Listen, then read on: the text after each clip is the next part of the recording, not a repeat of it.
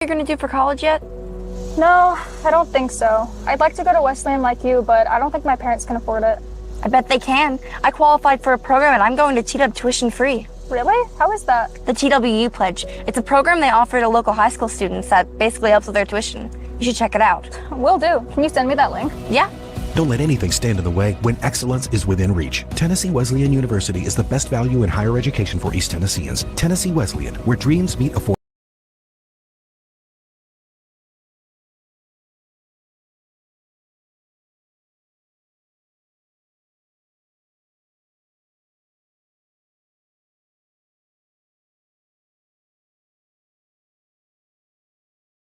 2011 to 15, all District 3 years. District 5 AAA midfield MVP 2 years.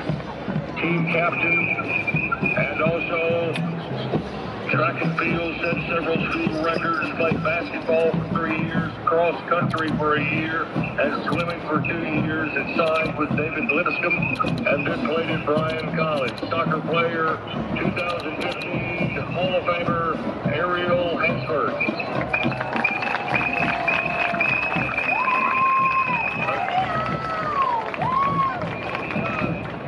Baseball player, Coach Rick Phelps called him the most dominant pitcher I ever had. It's 44 consecutive innings, scoreless innings versus district competition. All district 3 years, he was 21 and 11, hit 378 with 14 homers. He was all tri-state, and then signed with Cleveland State, won 2 junior college titles, was an NJCAA All-American, and was all T-back 2 years at Tennessee Wesleyan College. He is once again an 89 graduate of McMahon, 3rd Hall of Fame for this guy, the big lefty, David Sykowski.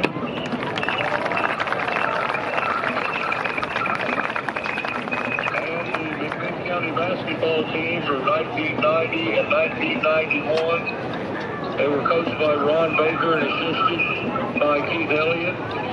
Basketball team went 27-3 in the regular season, 35-5 overall. Team members were Ronnie McMahon, Brad Landers, Sean Crenshaw, Jeremy Dalton, Jody Gibson, Jason Arnold, James Ewing, Chris Harmon, Jason Keelan, John Gernert, Patrick O'Connor, the late Jabril Versa, James Dugan, and George Stauffer. The team that won the district, won the region, won the sub-state, beat Oakland in the first round of the state tournament, and lost to Memphis Hamilton in the semifinal. The winningest record in the history of McMahon County basketball, the 1990-91 Cherokee basketball team.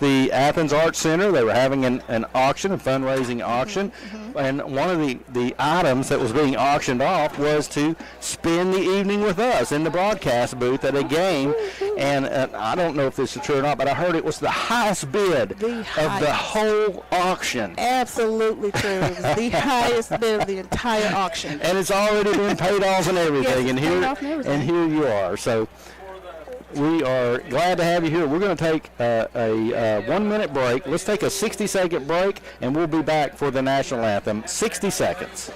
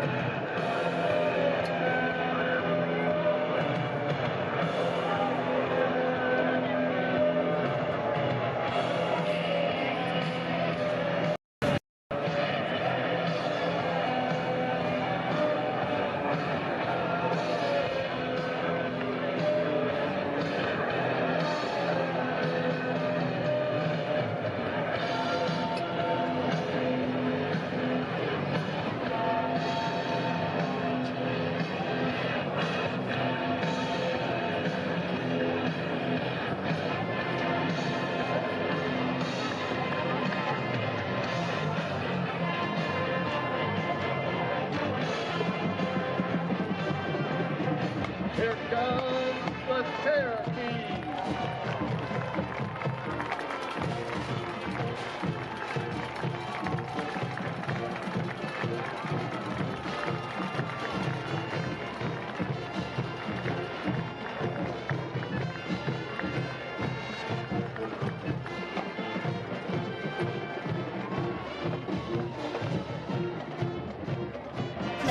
We've got Jackson Gonzalez and Drew Bottoms.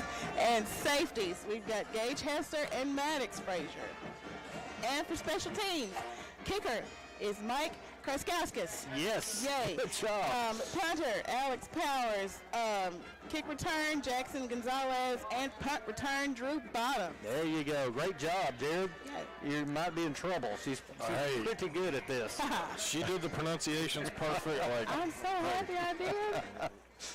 All right, captains are headed out to midfield, and the Cherokees are going to be in their traditional home uniforms. That's black shirts trimmed in gold, gold numbers, black pants, and black helmets with the arrowhead MC on the side. The Knox Central Bobcats are in their away jersey. They have white jerseys trimmed in black, black numerals, black pants, and black helmets. They are red and black if you're kind of visualizing this from wherever you're at, and we're just going to keep it right here. We're just a few minutes away from football. It's, again, just a beautiful night here. And as Jared mentioned, it is Breast Cancer Awareness Night, so lots of the players have on pink socks.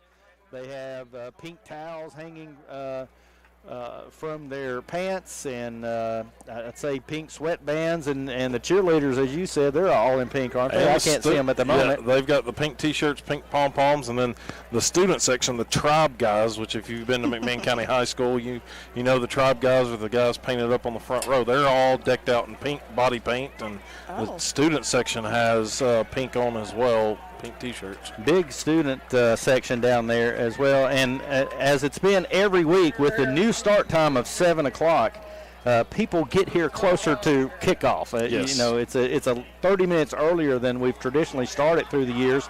By the way, I'm really glad that it's a 7. I like the 7 o'clock start time myself, and that goes right into the playoffs. Have always started at 7 o'clock, so that's really nice.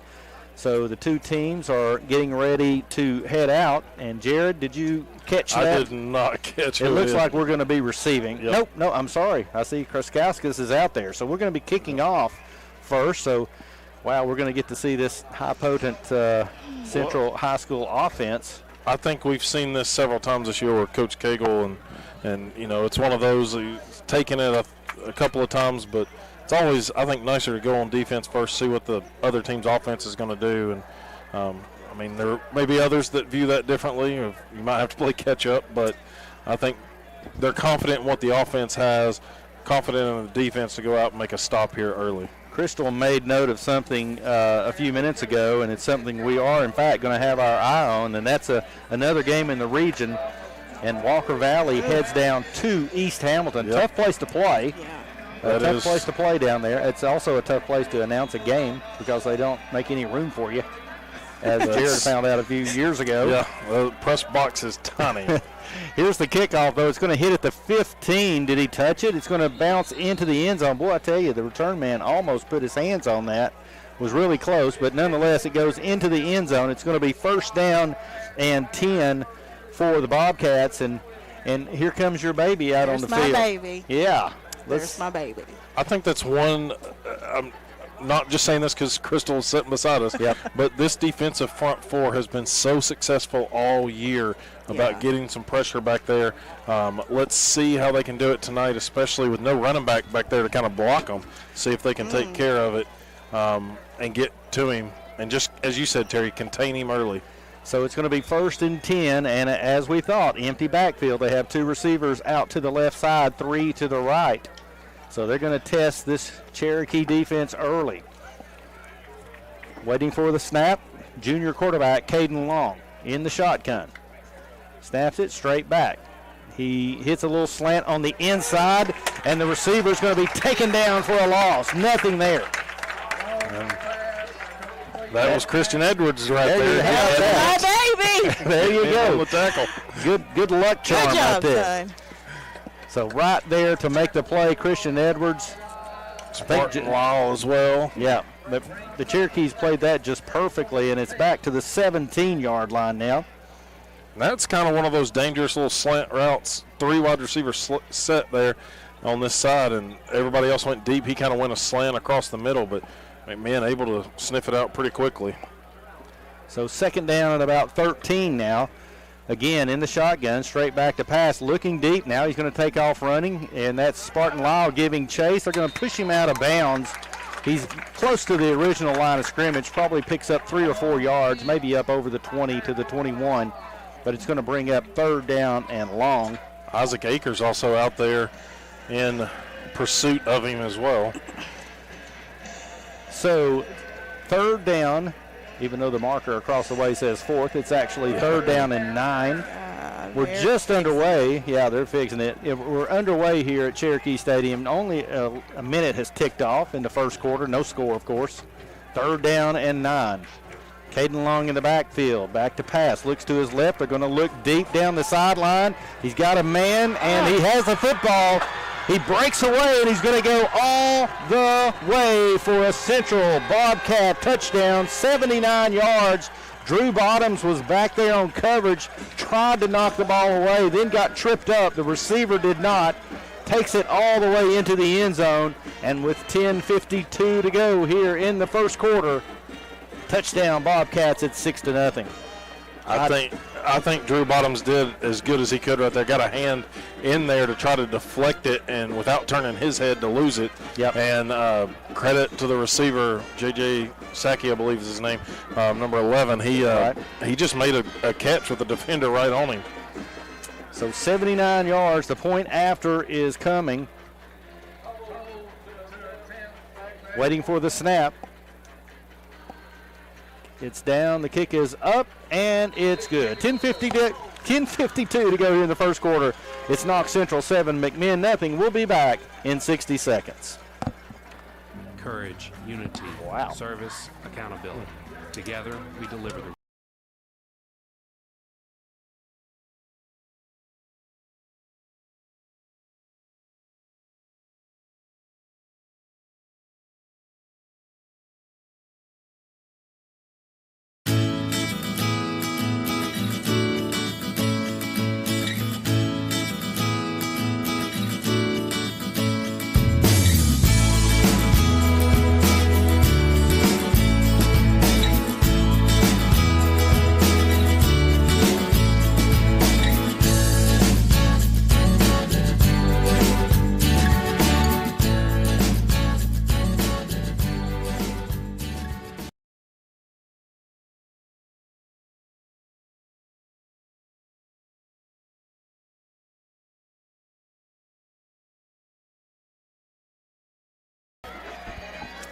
Back at Cherokee Stadium, Cole is set to kick off. And here's the kickoff. There's whistles blown before the play gets started. They may have been offsides. I think Central probably did. They got a little jump on the kickoff. We've seen that happen several times this year. And that's even at the high school level. That's not something that you tend to see happen as far as mistakes go. But and it doesn't seem like that would be that hard a thing to figure out, not to cross that line. Don't cross it before the kicker does. Yeah, I would think so. But hey, we're dealing with 16, 17, 18-year-old boys. Yeah. They're ready to hit a little something about that. Know a little bit about it. They really don't have a brain. You're right, Crystal. Sometimes you're right. So the kickoff with the penalty is going to take place from the 35-yard line of Central now. Back to receive, Lincoln Watson is back there. Peanut Dyer is back there. And they're now standing on about their 14-yard line. Jared, I don't know, it may have just been that one kick, but it didn't look that impressive. Let's check this one out a little better. That one's going to maybe, thankfully, go out of bounds. It went behind Peanut Dyer, and it did eventually go out of bounds, actually inside the 5-yard line. Peanut was second-guessing himself for a second there. He was starting to run back if that ball stays in bounds. Spin and was like, all right, it's going to hit and kick left, and thankfully it did. So it's going to be a penalty for kicking it out of bounds. And let's see where they set the ball. We're going to have really good field position. Let's see, from the 35. So a great place to start for the Cherokees. And Jared, down 7-0. You just got to go out there and you got to answer. You don't have to do anything different than you've done all year. That's the thing. It's Central's going to do what they do, and they showed it there in the first drive. You had them in a 3rd and long situation. Yep. But McMinn County right here cannot be rattled offensively. Come out, make a statement here, answer back, and, it's 0-0 after that. And by the way, this team has been down before. Yep. I mean, we've enjoyed some good victories lately, but early we had some deficits. Here's a quick throw to the near side. That's Drake Frazier looking for running room, now met at about the 39-yard line. Looked like that play could have been maybe for more, but he just couldn't find a lane to get open there. So up to the McMinn 39-yard line, still a pickup of 4 yards. We've seen that little outlet pass there to the flats, and Frazier trying to use the speed to get it going. Now it's the Cherokees that are going empty backfield. 3 receivers split to the right-hand side, 2 to the near side. We are going right to left towards the school. Quick pass to Maddox Frazier, and he's going to have enough for the first down. Nothing fancy there, just a quick pass. He didn't step maybe 1 or 2 steps out. They're not going to pick him up, you know. Dove for a couple of yards past the first down marker. You're exactly right. 2 steps, dive for it. Frazier, first 2 plays. Yep. Ball up to the 47-yard line. It's first down and 10. Peanut Dyer comes back into the game now. Mackay McDermott, the H-back. Man, what an H-back. Here is a run straight up the middle. Peanut Dyer has some running room. He's still. They thought they had him down. He keeps running. It's going to take 4 or 5 Bobcats to bring him down. He's inside the 40-yard line to the Bobcat 39. How about that run? Listen, Peanut can do it. Yes, he can. Inside the 40, now at the Central 39-yard line. And I'll have to say this, Jared, when you can put in some of the run game, you're also taking up some clock. And when you're taking up some clock, you're keeping their offense off the field. Exactly right.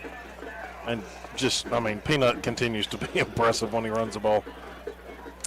And here is Peanut to the left-hand side. They play it pretty well this time, but he's still going to pick up 3, maybe 4 yards up to the 36. He fell forward for 2 yards. And that right there is that option read between him and Lawson. Lawson lets him keep it, and Lawson kind of faked like he had it, went up the middle. And you may see that later in the game where Lawson keeps it, and Peanut's the decoy on that one. So absolutely. You might see them head back up into the air here, although they keep an H back in at the moment. It looks more like a run-type formation. They're going to take their time. I do agree with you. We've seen them getting hurry up a lot this season.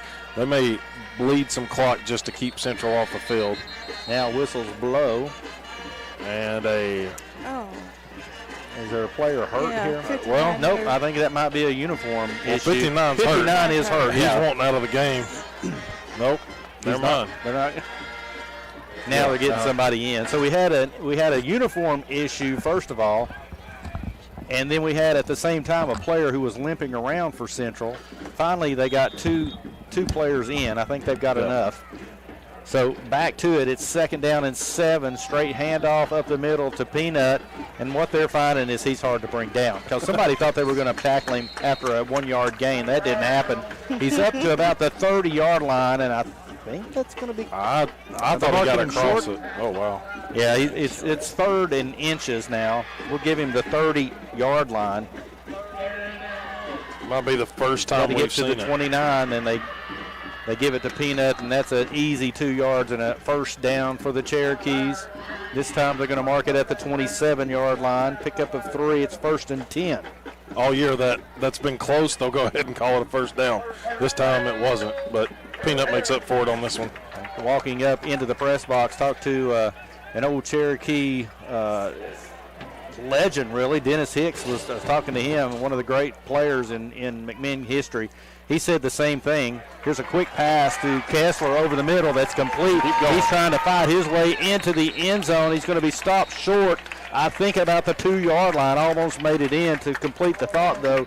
Dennis Hicks also saying, hey, we got to keep this Central offense off the field. He is spot on with that. So Kessler gets the pass. He's down to the 2-yard line, and it's first down again for the Cherokees, who have a good drive going. Anybody think number 8's going to get it? I can close my eyes and bet. He does. He moves forward. He's close to the goal line, but not hardly there. Just a little short. So now it's going to be second down and goal. We'll call it the 1. I know he picked up. It's about the 6-inch line. Yeah, he's almost there. When the official's walking back on the goal line, it's pretty close. Second and goal. And here's a handoff. This time they meet Peanut in the backfield, and he's going to lose that yard possibly. He might have spun around and got close to where he was. We'll keep it at the 1 yard line, but now it's going to be third down. Jared, do we think about the heavy package right here at 3rd and 1? Don't see it on the sideline getting ready to go, but of course Jack Gooden, the guy that takes that under center, but they're going to keep shotgun formation. Lawson and maybe Peanut. Lawson keeps it here. I don't know. Nope, they try to go around the right-hand side. This time Peanut's in for the touchdown. 6 minutes and 33 seconds to go. It's a 1 yard touchdown run by Peanut Dyer, and he just adds to that touchdown count. I think that's 14 on the season. And he has put up a lot of numbers, not only yards, but a lot of scores for the Cherokees this year. And who's coming in to kick? Mike Kruskowskis. Yes, Mike Kruskowskis. You say that so much better than me. He's coming in for the point after. Drew Bottoms is the holder. 6 minutes and 33 seconds to go. It's 7-6 with the point after coming. It's down, and the kick is up. Boy, he's been almost automatic. 7-7. It's good. 6:33 to go in the first quarter. It's 7-7. We'll be back in 60 seconds.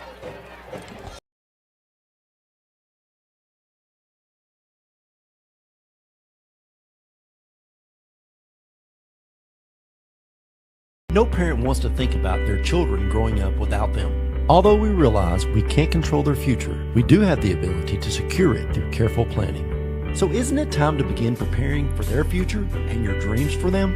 When you begin to game plan with life insurance, you're able to focus on what matters most today. Because life isn't about worrying when the storms of life will come. It's about planning on how to dance in the rain. Game plan today.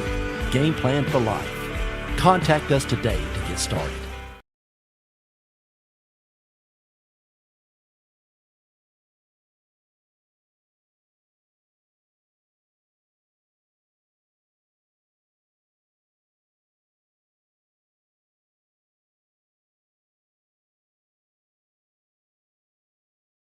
Back at Cherokee Stadium, where the Cherokees have tied this game up with 6:33 to go in the first quarter. Jared, one thing we saw last week, Kruskowskis getting ready to kick off, we saw a lot of his kickoffs go into the end zone, but this time it's a high and short kick. Going to be taken at about the 6 yard line on the far side of the field, but he's coming back to the near side. He's going to be gang tackled before he can get back to the 15 yard line. Drake Frazier made a play. He was getting blocked to come around, and part of that is because the return man, number 9 there, Torin McAfee, came all the way across the field. I mean, he probably could have got more positive yardage out of it, but yeah, he was on the far side, and really all he did was run horizontal. Yeah, and Frazier somehow snuck around the block and got him. So the ball's going to be at the 13 yard line, their own 13 yard line. See if this defensive front, at least front 7, can get up there and cause some issues for long. Really, as they did in the first series, it's just a long pass. It only took them 1 minute and 8 seconds to score on their first possession. They do have a running back right now. Yep. Surprising. 3 receivers to the left, and they fake the handoff. Now they're going to throw a little wide receiver screen to the left side, and, boy, it's met pretty well out there. Maybe a 3 yard gain or so. Bottoms was out there. Yep. Bottoms, I think, made a really good play to shed the blocker and force him to the sideline out of bounds. Yeah, so it's a pickup of just about 3 yards up to, we'll call it the 16 yard line of Central. It's so common to say Central around here, and you think McMinn Central. We're playing Knox Central tonight. Second down and 7. Caden Long in the backfield. Jaden Harris was back there with him. They're taking their time now. Yep. Harris steps up, the running back. Now Long, straight back to pass. We haven't seen a run yet. Here's another long pass, and that is going to be complete as well. And he's going to go the distance. Oh, my goodness. This one is going to account for 84 yards. 84 yards. Maddox Frazier was back there on coverage, and he was doing everything he could to get back there and knock that pass away. And it looked like it was overthrown, but the receiver just made a great fingertip catch. He exactly did, kind of bobbled it right down, or tipped it back to himself, really, middle of the field, and just was able to use his speed to separate there. Well, you realize how this Caden Long has put up such big numbers in the passing game. My goodness. Well, they're going to attempt the point after with Cole. They do a little shift like McMinn County does. Crystal. Yes. Tough. They look pretty tough out here. We've got to get some things shored up, don't we? But we look tough, too. We do as well. That's right. And here's the point after by Cole, and it's up, and it's good with 5:28 to go here in the first quarter. Wow, this is an exciting first quarter. 5:28, Central's taking a 14-7 lead over McMinn. We'll be back again in 60 seconds.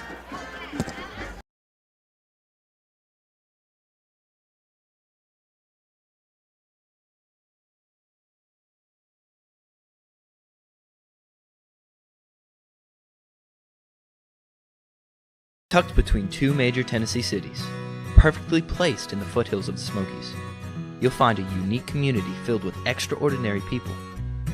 Students who are full of inquiry. They discover who they are and who they were created to be. Faculty who are more than teachers. They are mentors guiding the next great generation. People are the heartbeat of Tennessee Wesleyan University. We are because you are.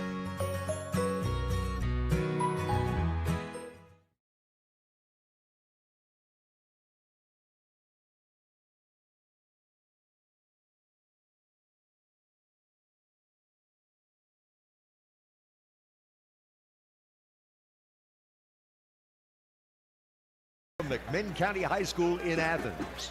Back at Cherokee Stadium, here is the kickoff that will bounce into the end zone. It hit at about the 3. Again, Peanut Dyer back there watching it for a second. He's scaring me back there a little bit. Crystal, 3 possessions, 3 touchdowns. This is going to be an offensive game, it looks like. This is going to be a very high-scoring game. I think you're right. I can see that happening. Jared, we talked about that 1975 game, 15-14. We're almost there. Well, there was a game. There was a game last night. I don't know if anybody else saw this, but Cumberland County, who's playing independent league against Gibbs, it was 3-2. Terry, 3-2 score. I saw that score. So postseason baseball's going on. That's a baseball score and a football game right there. Yeah, you're exactly right. First down and 10 from the 20. 2 receivers left, 2 right. They hand off to Peanut Dyer. He's looking for running room. Now he finds some, breaks some tackles. He's up over the 30, still running. He needs a block. He's going to get it from Gonzalez inside the 35, inside the 30, pushed out of bounds. There was nothing there. There was nothing as he ran the ball up the middle. He broke a couple of tackles, eventually got to the near sideline and down the sideline. They're going to mark him at the 26-yard line of Central. Terry, when he's in the middle of the field, like juking around, dancing back and forth, it looks like Knox Central's looking at him like, I don't want to hit him. I don't want to hit him. And he's just getting untouched through some of those cuts and made a huge play. He steps to the right. He gets the handoff, looking for running room again. This time he gets pushed back. I'll tell you, there's a late flag coming in, and I'm not sure what that might be for. They kind of pulled him back to make the tackle. Kind of that looks like face mask based on what Luke Lawson's signaling. Okay. Maybe the QB saw something we couldn't see as quick. Yep. Peanut was taken back. That's a little bit of a scary tackle there as well. All right, so this is going to be marked off from the 26-yard line. So he had no gain on the play, but there's going to be a penalty that's going to be marked off. So that one will hurt the Bobcats. It'll help the Cherokees. I'm waiting for the official to mark it off. 5 minutes to go here in the first quarter. Central 14, Knox Central 14, McMinn County 7. Now I'm saying that's a 15.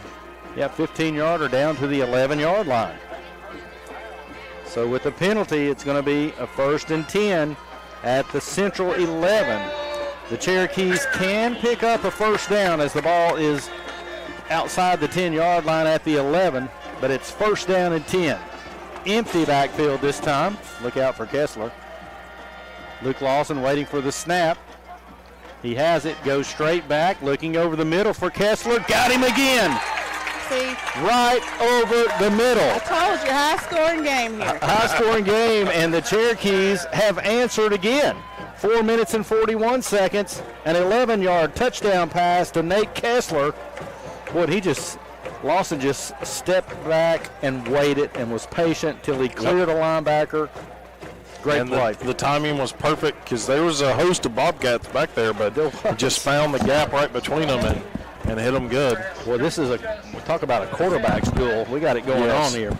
That's the 7th touchdown for Nathan Kessler this year. I think that's up to 15. High snap, but Bottoms gets it down, kick is up, and it's good. So 4:41 to go here in the first quarter. It's Knox Central 14, McMinn County 14, back in 60 seconds. Did you know that All Things Exterior is your one-stop shop?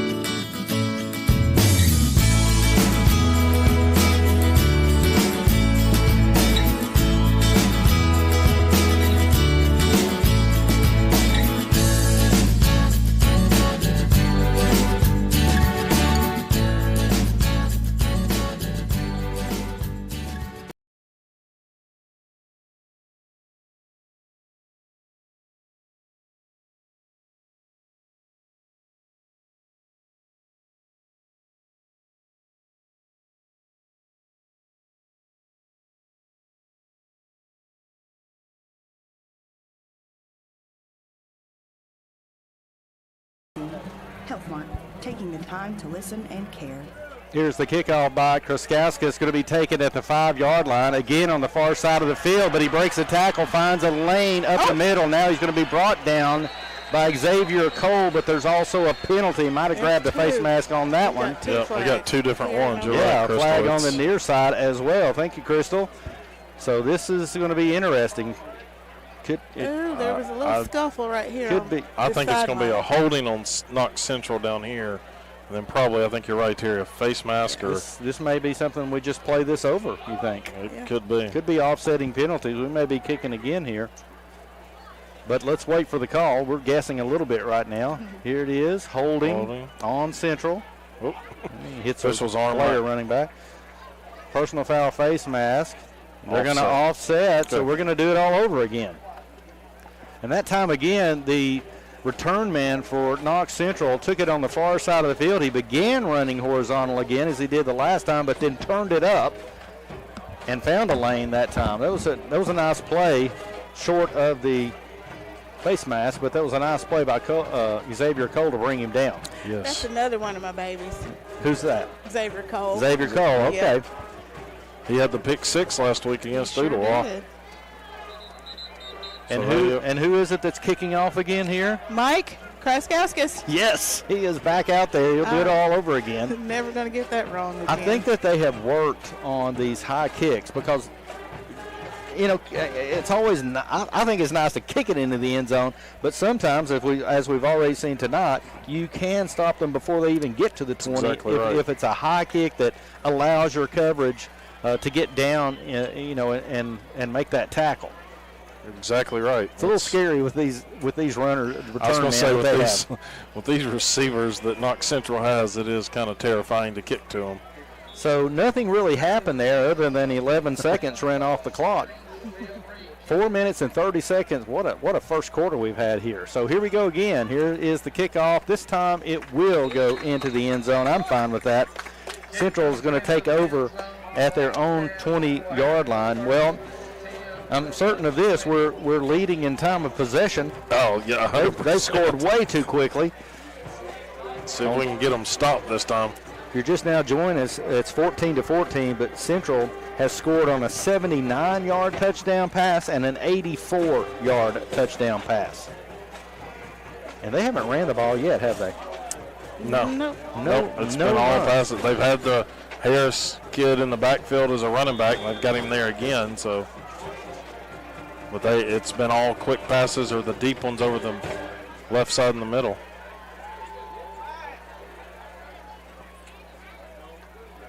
Man in motion. They are going to hand off to Harris this time. He's going to get a short gain. Jaden Harris up the middle. Maybe a couple of yards. Well, they're going to give him 3 to the 23-yard line. So Central will have it 2nd down and 7 from there. Jesse James in on that tackle. Edwards back in here for Cam Green. Marshall Goodner back in at safety. Maddox Frazier at safety. Gonzalez is in there, and Drew Bottoms. Here's a pass over the middle, and it's complete for a 1st down over the 35 to the 36-yard line. And actually, they're going to give him the 37, and it's going to be 1st down and 10.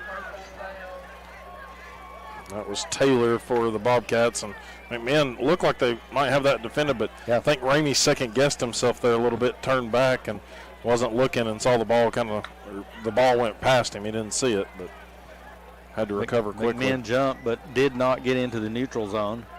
Thought we were going to get a call right there. Central's quarterback, Caden Long, looks to the sideline for a call. 3 minutes and 27 seconds to go in the first quarter. 14-14 tie. Here's the snap, straight back to pass again.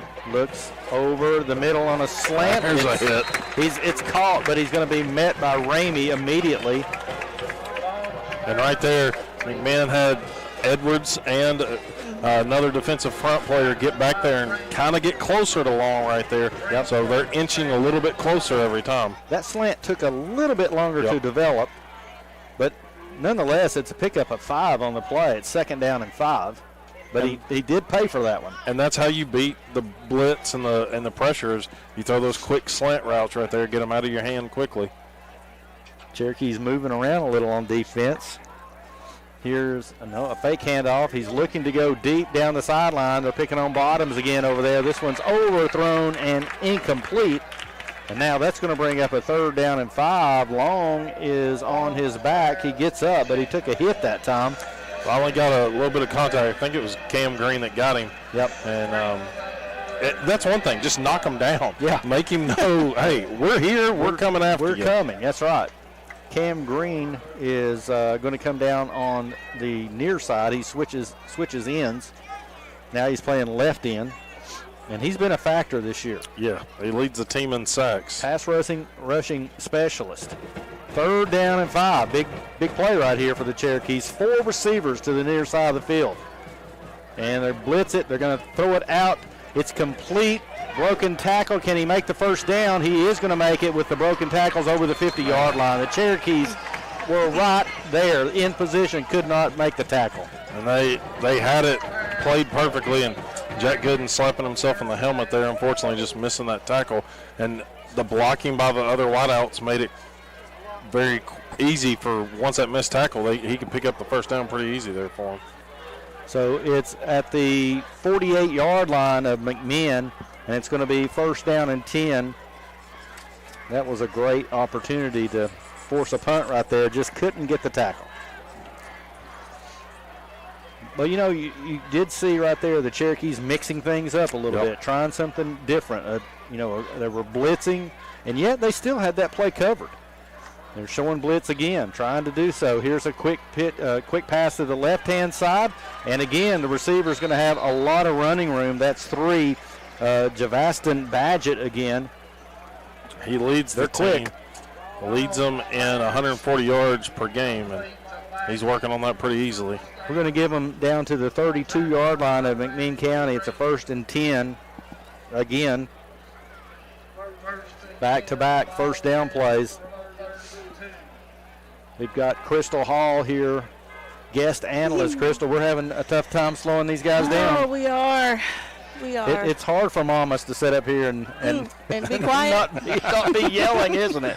Very, very difficult. I told Crystal before the game, now anytime you want to take a break and go down and yell. Here's quarterback Long, keeps it, a fake handoff, and he's got positive yardage inside the 20-yard line, brought down at the 15-yard line. And that's a play we hadn't seen yet. That's him using his legs like that. Now back-to-back 1st downs for the Bobcats. And they've got it spotted at the 15-yard line in the red zone. This is their longest drive by far. Yeah. Clock under 50 seconds to go in the first quarter. If you just join us, first of all, you've missed a lot. It's 14-14, Knox Central and McMinn. Caden Long waiting for the snap. Boy, it's an exciting game, just about what we thought we might see. Here is a fake handoff. Long is going to keep it himself. Boy, he's elusive. He's going to be close to a first down. Boy, they were trying to pull that ball out. They're going to give him the 5-yard line, and that's going to be enough for the first down. Isaac Akers in there on that one again, and he was trying to pull that ball out at the end and thought he might be able to get it, but Long with a good grip on it. Jared, 4 plays, 4 first downs in a row. They don't have Peanut Dyer, but they've got a quarterback that will take off on your running. I don't want to bring up the obvious, but it reminds me of the Walker Valley game. It does. Another shootout here, maybe. That's going to do it for the first quarter of action, and we had a lot of it. At the end of one quarter at Cherokee Stadium, it's Knox Central 14, McMinn County 14. We'll be back in 60 seconds.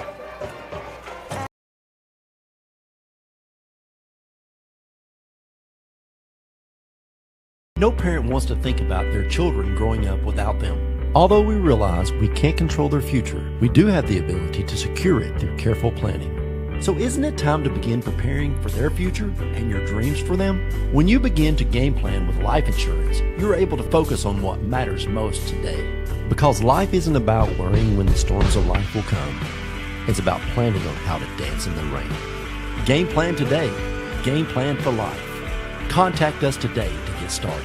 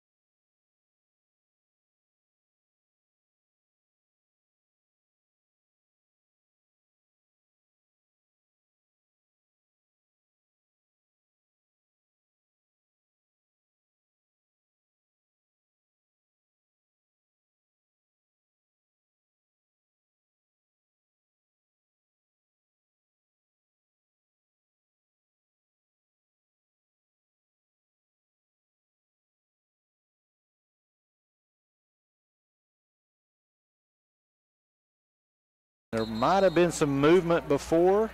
Let's see what I thought a receiver, the play before this, I thought a receiver jumped, but it will be a false start. Yes, false start. So that's going to march them Central back to the 12-yard line with the penalty.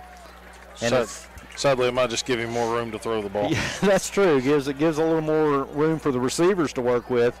But I think we got to take it, right? Yep. Third down and goal from the 12 now. Remember, they started first and goal at the 5.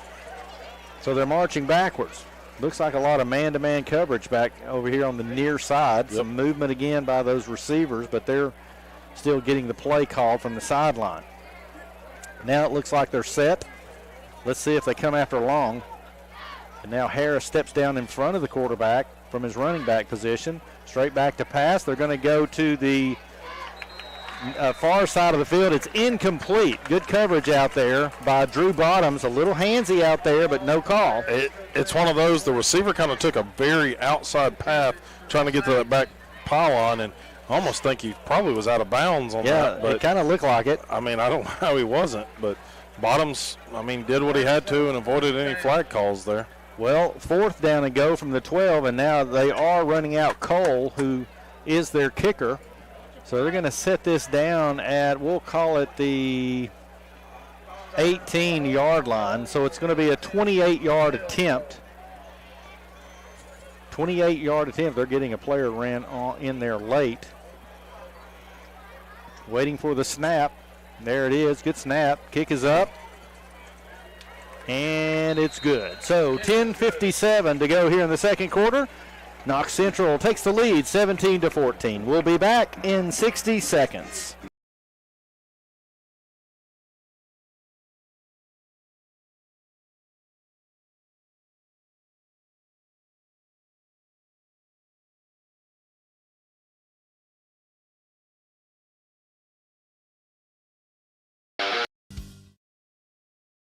Practice time's over. It's football time in McMinn County. Go Cherokees!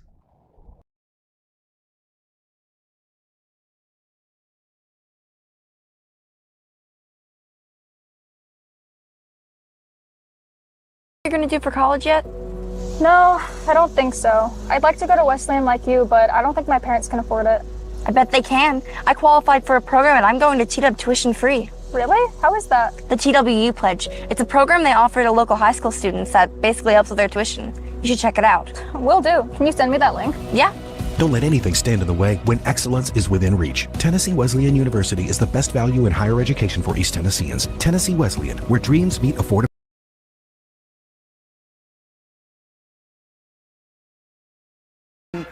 Kickoff is going to go into the end zone, so McMinn County is going to take it at their own 20-yard line again. Well, your defense, I mean, you give up points, but the defense did what you wanted it to do right there and didn't give up a touchdown. So now's your chance offensively. Let's go take the lead right here. Yeah, and you know, you got to think maybe also as the game progresses, you're figuring some things out about the other team. And so maybe that's a sign of things to come there. They did look, once it got down into the red zone, they did toughen up right there. So 1st down and 10 for the Cherokees. They're moving left to right away from the school. Here's a fake handoff to Peanut Dyer. It's thrown to Drake Frazier. He breaks, or tries to break a one tackle, makes a move. He's going to have about 3 yards up to the 23. Trying to do the same thing Knox Central's done and get it to a speedster in the flats out there. And you know, that's close right there. Right now, that's really close. He breaks one more tackle there. He's got a big gain. 2nd down and 7 for the Cherokees. Well, you can't miss Peanut with them pink socks back there. Here's Peanut straight up the middle, and he's going to ram forward. He's going to have a big game. Got the 1st down. That's all that matters. He's got the 1st down up to the 31-yard line. I mean, it's Knox Central's figuring out it. It's taken a couple of those guys to bring him down. 1st down and 10 from the 31. They're getting a good dose of Peanut tonight. They're realizing just how tough he is.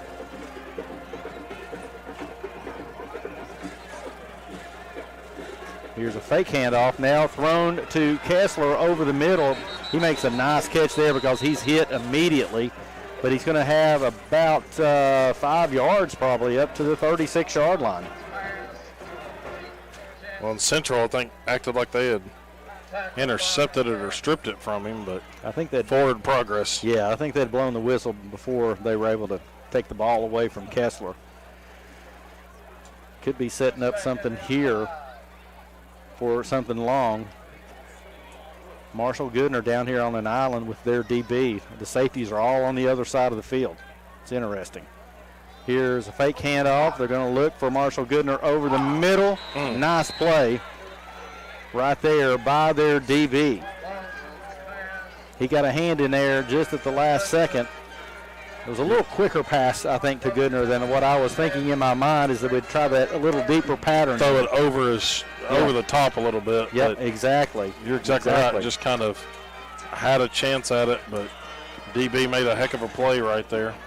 So big third down right here, 3rd and 5. It's a long 5. May go back to Peanut Dyer here. He moves to the left-hand side. He does get the call. He's going to ram forward. He's up close to the 40-yard line. So it's going to be short of the first down by a couple yards, and this is a big call right here for Coach Cagle. We're going to call it the 40. It's really back about a half yard beyond the 40. It's a pickup officially of 4 yards. Yeah, it's definitely a long 2. Maybe 3. Men keeps their offense out there. They're going to try a hard count first. They may end up talking about this one a little bit. And now the play's put in, so it seems. Play clock down to 10 seconds. Here's the snap. They give it to Peanut Dyer, but he is not going to make it. They were looking for that. He fights forward to get back to the 40-yard line, but now the defense is going to have to come back out. So no gain on that play. It's going to be officially a turnover on downs. And that was in that zone. You weren't quite at midfield, so it was quite a gamble. This time it does not pay off. So Central is going to take over at the McMinn 40. It's a tough call because you're trying to get momentum back on your side, keep the ball away from their offense, but you give a high potent offense a short field right here. Crystal, we're going to talk to you at the next break a little bit. We'll talk about your work at the or what you've been involved with at the Athens Arts Center. Okay. And talk about your family a little bit. How about that? I love talk my about family. the babies. We can talk about the babies. First down, there's whistles blown before the snap, so the play is stopped. Central has it 1st and 10.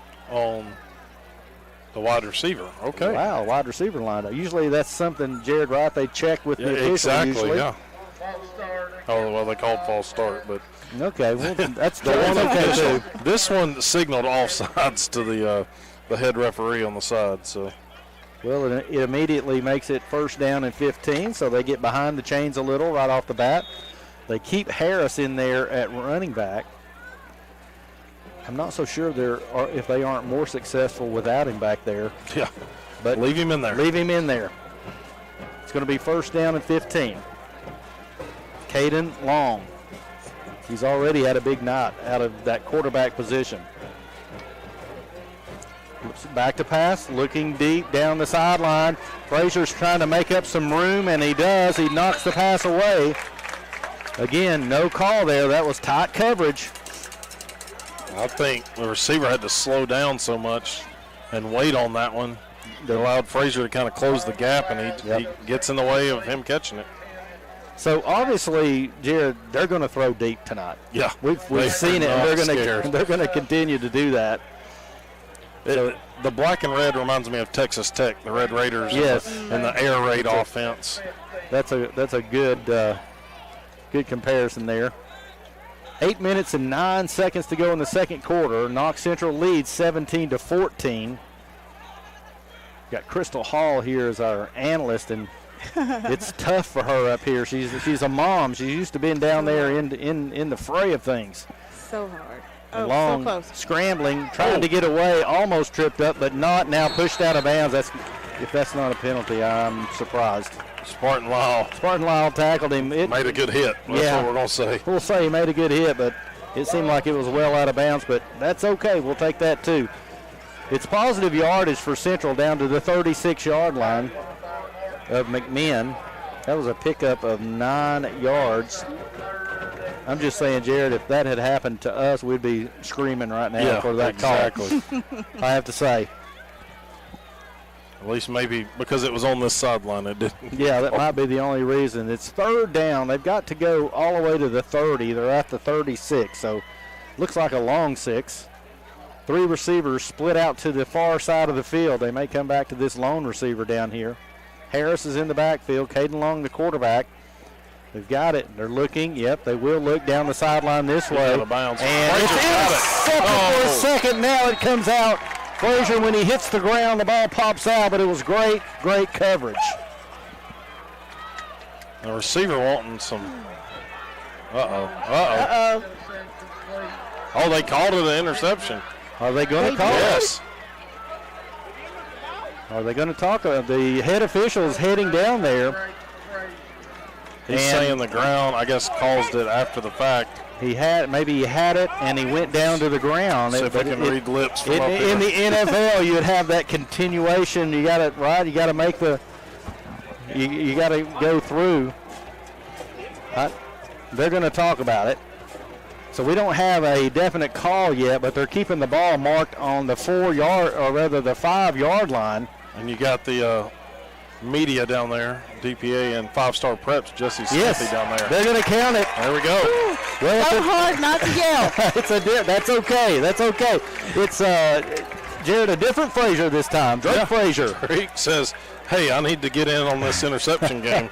So excellent coverage. He makes the play, goes to the ground. The ball comes out late, and so it's going to go down as an interception.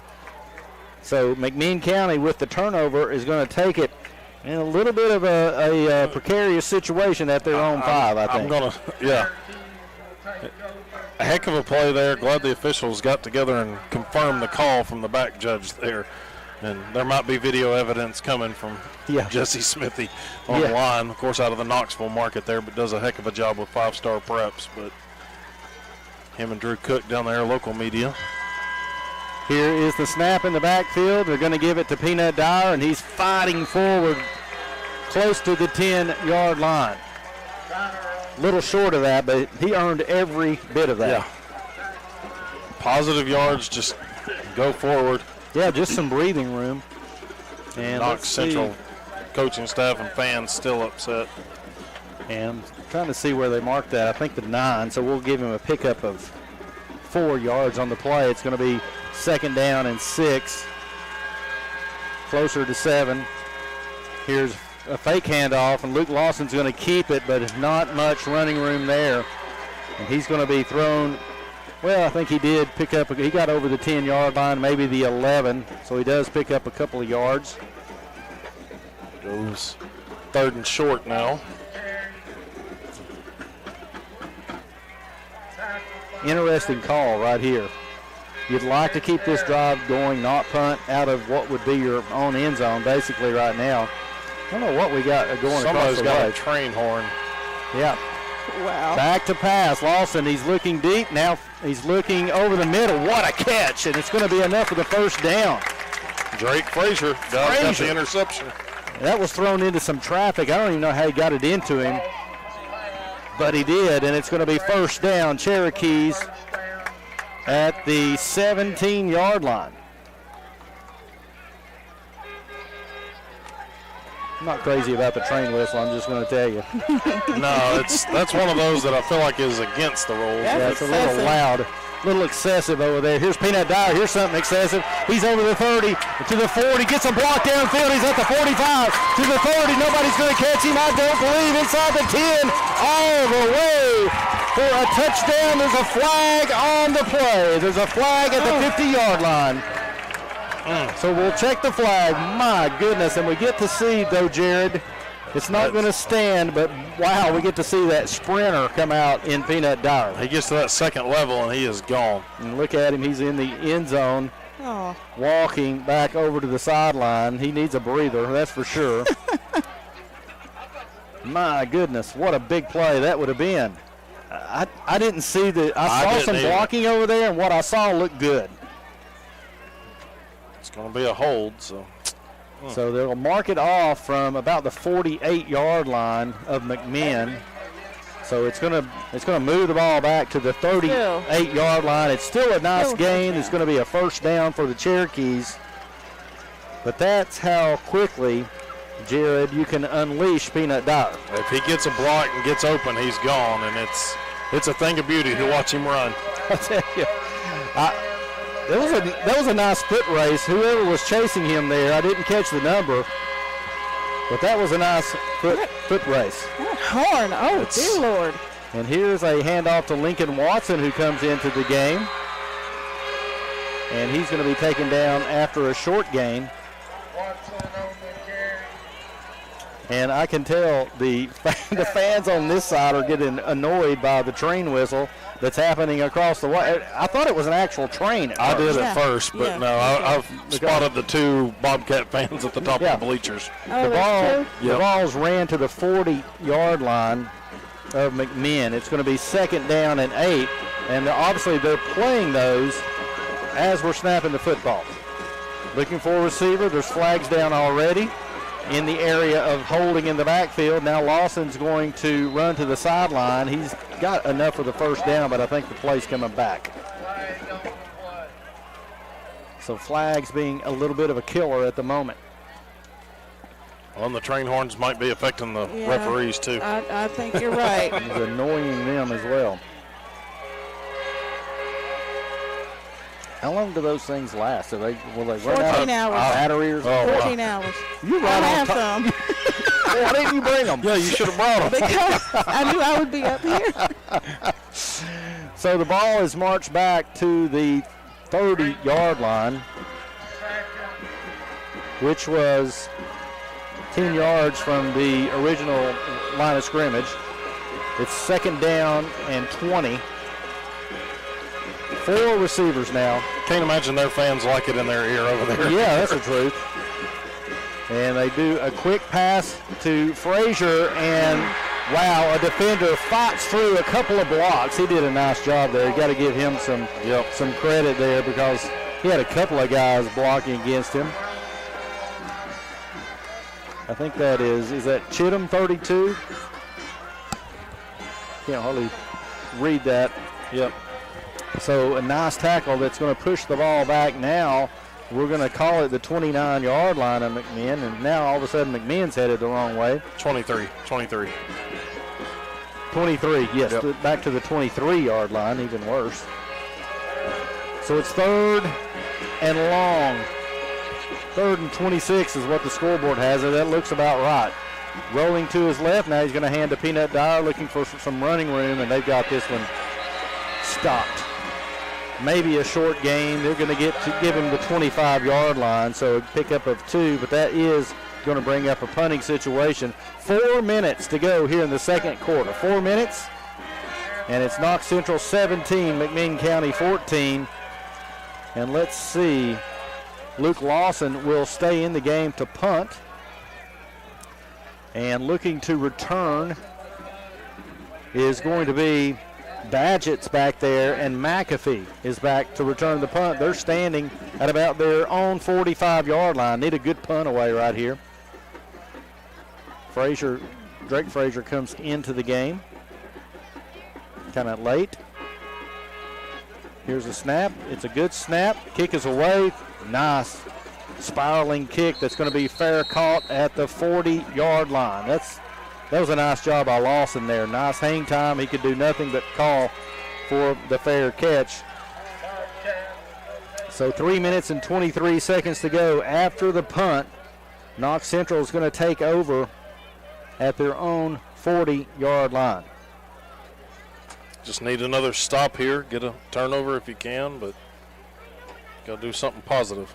All right, Crystal, how do you like this broadcast gig? I think I do like it.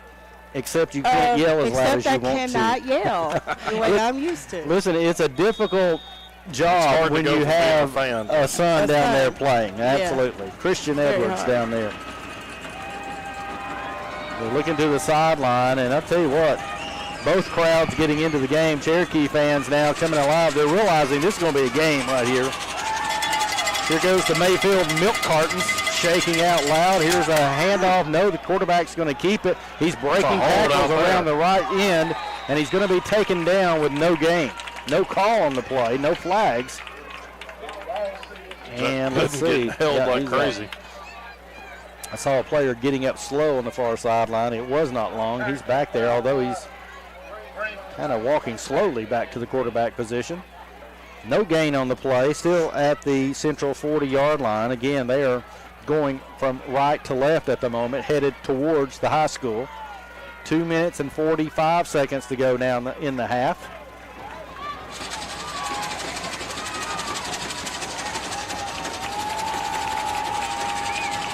Here's a snap, a little bit low, but he picks it up, going to throw over the middle, got a man wide open. He's going to be taken down by Maddox Frazier, and he's down to the 40-yard line. There's a flag in the backfield. Thank you, Crystal. This is going to come back. I'm drawn to the yellow. That's okay. I pointed out for sure. So Knox Central is walking back, and we got a hold on Central. So this is going to bring this play back. That was a big play right there, Jim. Yeah, it was. Potential big play. Jared, I know we need to look at some scores here when we get a break. There's no break in this game. No, there's not. That's the problem. Both offenses are always very anxious to get out there. So with the penalty, the ball goes back to the Central 30-yard line now. And it's going to be 2nd down and 20. They got to get to midfield for the first down. They're capable of doing it. We know that. Again, the Cherokee fans, I hope you can hear it. They are stomping their feet on the stadium floor. They're shaking the Mayfield milk cartons full of rocks. And here's a long pass down the right-hand side. He's got a man. It's going to be overthrown. Incomplete. He also took a hit in the backfield. Getting up slowly is their quarterback, Hayden Long, but he is up. Again, Jared, good legal play there, not a late hit or anything, and the more of those that you can put on him, he's going to be thinking about it. Yeah. That's exactly right. Having that little fear of somebody coming up on the blind side and hitting you there. And you know, it makes you want to get rid of it a little bit sooner, and maybe sooner than you want to. Yeah. Coming up at halftime, Jared, you're going to be talking to a couple of McMinn County Lady Cherokee golfers who enjoyed a great season. We'll talk to them. We'll let you introduce them here in a little bit. Well, 3rd down and 20. 2 minutes and 3 seconds to go here in the first half. I've not felt this stadium shake like this in a long time. It's been a while. And this is non-region. Back to pass. Looking deep. Now rolling right. Now throwing down the right-hand sideline. Incomplete again. Frazier's back there on coverage, Drake Frazier, and he has been right with his man all night long. All night, good including job. the interception. So that's going to be 4th down. Jared, this is big. And Crystal, 1 minute and 55 seconds to go now. They're punting. We're going to have good field position theoretically here. And remember, you've got this possession, and you're getting the ball coming back out of the second half. Huge. This is pretty big. So putting some points up right here could be really big. We need that. Here is the punt, almost blocked. A fair catch is called for and made. Lincoln Watson. And you're right, Crystal, right. They're going to set it right on the McMinn 35-yard line. That's where they're going to take it. They'll go into their 2-minute drill. I don't even know if people have that anymore. They just the way the first quarter went, they were playing a 2-minute drill the whole time. But the second quarter has been quite the opposite of that. All right, so it's going to be 1st down and 10 for the Cherokees, who have struggled a little in the second quarter. It's that horn. That horn, I think it ran out of juice over there. I haven't heard it in a minute. They might have put a stop to it. I don't know for sure about that. Local stores are still open if any McMinn fans show up with one in the second half. Here's a handoff to Peanut Dyer around the left-hand side. He finds a little bit of running room and have a flag. So too many flags out here right now. Good grief. So it's in the area of what you would think is holding. That's just thrown kind of at a blocker in front. And getting those wide receivers on this holding, I believe. But it's going to come back. They're going to mark it off. The flag is actually sitting on about the 43-yard line, so they may mark it off from there. It'll be a net, probably 3-yard loss or so, maybe 4. They're going to mark it back at the 31-yard line. So, in essence, a loss of 4 on the play, but you don't lose the down. It's still going to be first down. It's just going to be 1st and 14 now. Cherokees have to get up to the 45-yard line. Straight back to pass, Luke Lawson looking. Now he's going to scramble to his left, still looking downfield. Now he makes the decision to run in another flag. Oh, goodness. So just not letting these guys play very much here tonight. This one, again, in the offensive backfield, which makes you think it would be holding. And is. So this is going to be marked off from the 31. I tell you, the Cherokees right now just can't get any continuity going because they're getting behind the chains. So they're going to mark off 10. This should take it back, I believe, to the 21-yard line. The only positive thing is that it's still going to be first down. Yeah, I was going to say. And we've not seen McMinn really threaten deep with a pass yet, to be honest.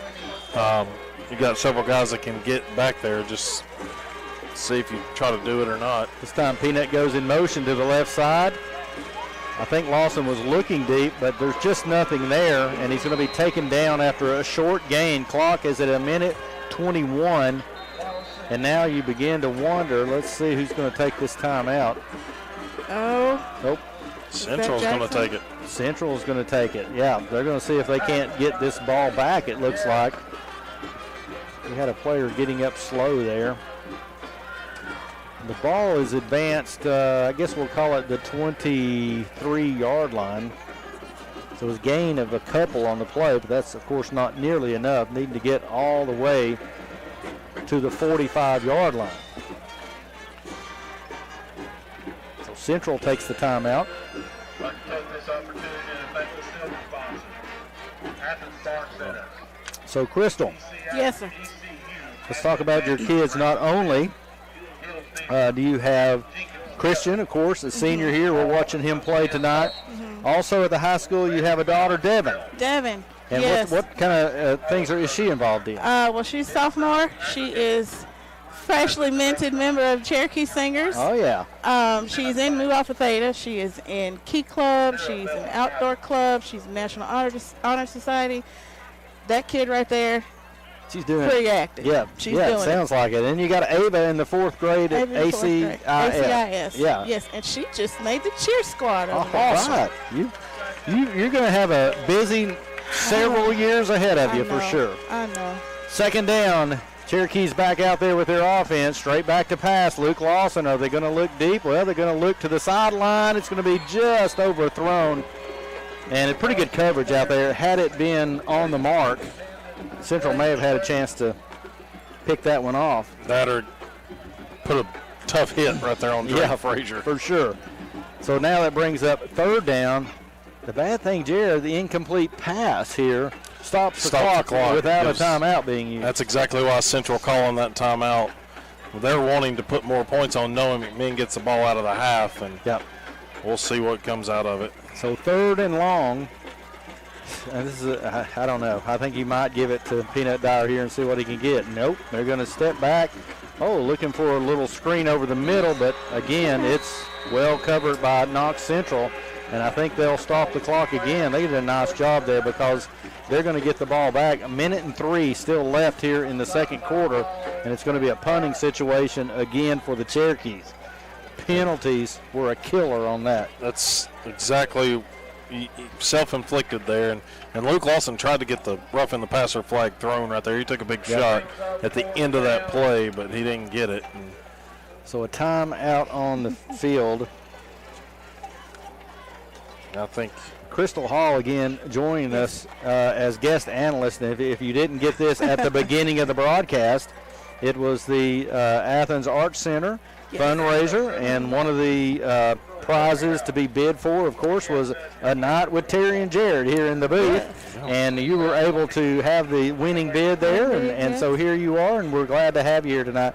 So you're enjoying your experience. This is great. How about this seat though? This is like bird's eye view, perfect of the field. If I could stay up here and yell, I would do that. If we would let you yell, you'd be just fine up here. Yes, I would. You're doing a great job. Thank you. You're doing a great. We're glad to have you up here. We might have found a future sideline reporter, Jared. Oh, sidelines. You could be right down there in the action down there. But, like. You like this view, though. Here's the punt. It's another good one by Luke Lawson. It's temporarily fumbled, but the Central ball returner gets right back on it. That was Badgett. He was calling for the fair catch. Man, that was another opportunity right there for the Cherokees. So Central's going to take over with 54 seconds to go in the first half, and they're right at midfield. They're at their own 48-yard line after the punt. Not a great quarter as I'm looking at the drive chart.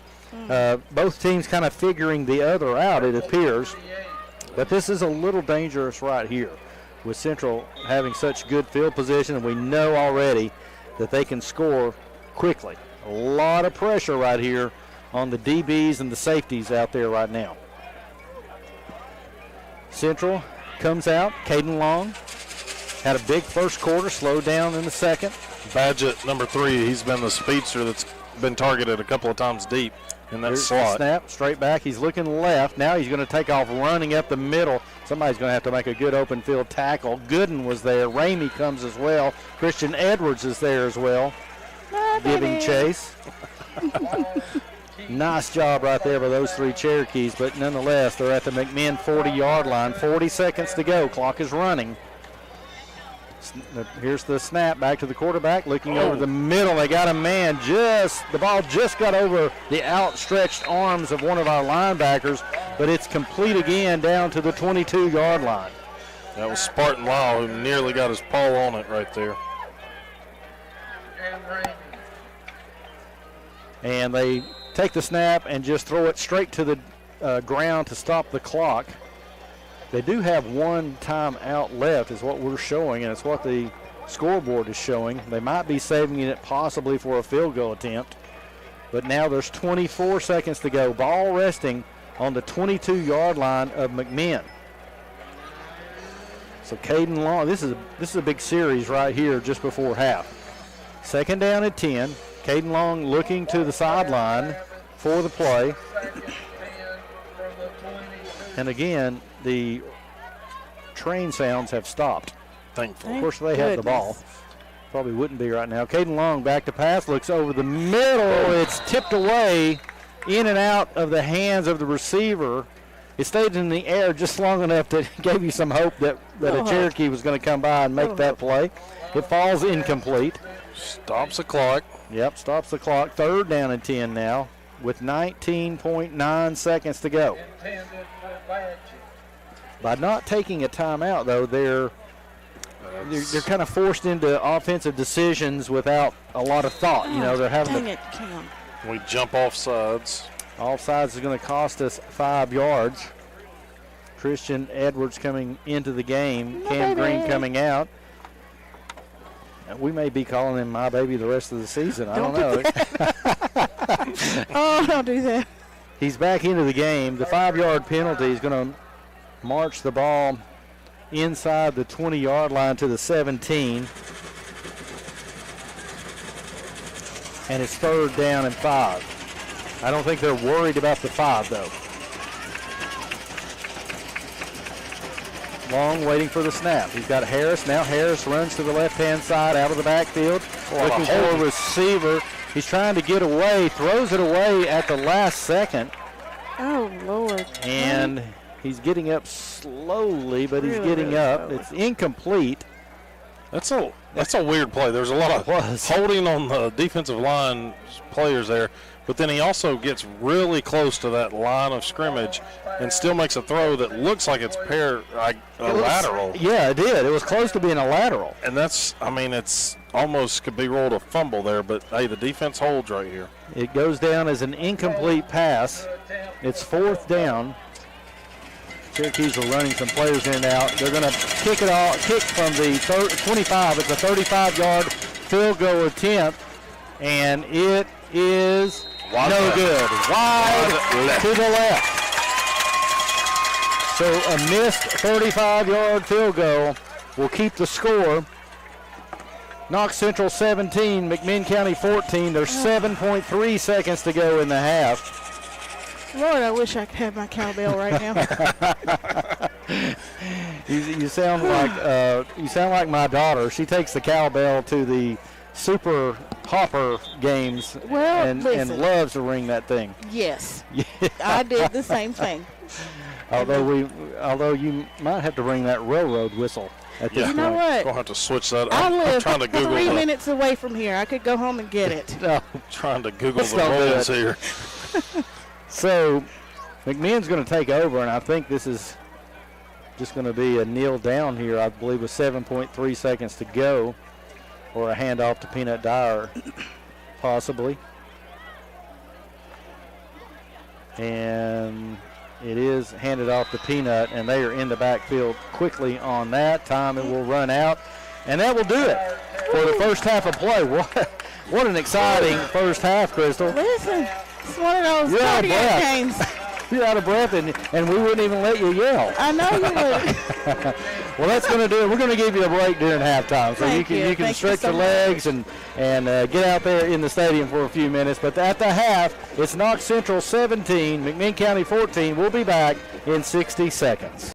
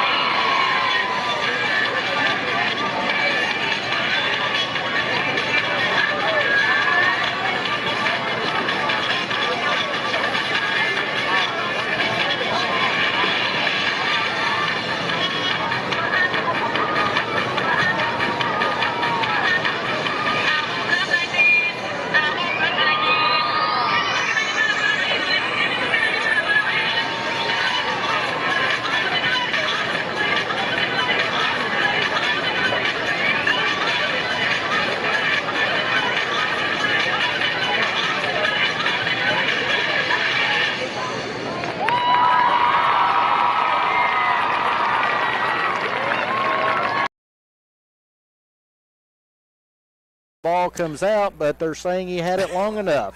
Whatever they decided back there works for me as long as it's for McMinn County, because the ball popped out. But granted, he was down and kind of, I guess, got flipped over a little bit. Maybe they felt like he had the possession all the way to the ground, and the rollover with the defender, or now the defender, offensive wide receiver, popped the ball It loose. was more of a catch than Gaffney. Yeah, I will 100% agree with that. It was more than Jabbar Gaffney's catch in Neyland Stadium. Yes, and Knox Central, at the end of the half, they would drive it down all the way to the 17-yard line, actually, after strategically using some timeouts on their end and some incomplete passes on our end. They go for the 32-yard field goal, but it's missed, so that keeps the score at 17-14. Well, we're going to be back in just in 60 seconds, but we'll come back with some McMinn County Lady Cherokee golfers. Jared, I'll let you take us through that. We'll also talk a little bit of SEC football, even though Tennessee is off tomorrow. But we can do that, and then we want to check some scores as well. We'll have stats as well. So with that, we'll be back in 60 seconds. Simmons Bank is proud to support McMinn County High School athletics. You good? Everybody Simmons good? takes pride in being a community bank that invests in friends and neighbors, especially those who root for the charity. I'll let you bring For more it than back. 100 years, Simmons has worked hard to help make customers' dreams come true, like buying a home, starting a business, or managing money safely and securely. Visit SimmonsBank.com to learn more. Member FDIC, Equal Housing Lender. Ready to finish what you started and take your career to the next level? At Tennessee Wesleyan University in Athens, our degree completion programs are built for busy lives like yours. Whether you're balancing work, family, or both, our flexible online classes make it possible to earn your degree on your schedule. Choose from programs in business or nursing and join the TWU family, a community that's dedicated to your success with personalized support every step of the way. Take your next step today. Visit tnwesleyan.edu to learn more. Back here at halftime at McMinn County High School, Cherokee Stadium. Cherokee's trailing the Bobcats of Knox Central 17-14 at the half as the Cherokee Marching Band performs at halftime. But we're going to take a few minutes here to talk to two members of a team that probably doesn't get a lot of recognition, and it's the golf team. And I can say that being a former golfer here at McMinn County High School. We're talking to two of the Lady Cherokees that are coming off a very successful season for the Lady Cherokees. Jay Johnson, the head coach, of course, the men's basketball coach as well. But two Lady Cherokees joining us. I'm going to let them introduce themselves and tell you kind of a little bit about themselves and what year they're here. My name is Molly Trinham, and I'm a sophomore. And I played in, this is my first year at high school, but I played in 6th and 7th grade. Okay, and we also got... Hi, my name is Zoe, and I'm a freshman in high school, and I've been playing for about a year and 4 months. You don't have it counted down to the days and the minutes and the seconds. Sorry. I'm telling you, as your dad stands behind us. And my good buddy Jeremy Benton, played a lot of golf with him. And obviously you all have not been playing the game that long at all, but coming off an outstanding year. Kind of let's go back to it. And you're new to the game, but what has got you all playing the game of golf? What got you into it? My family plays a lot, and I just really enjoy it, but it's just kind of different than all my other sports that I play. What about you?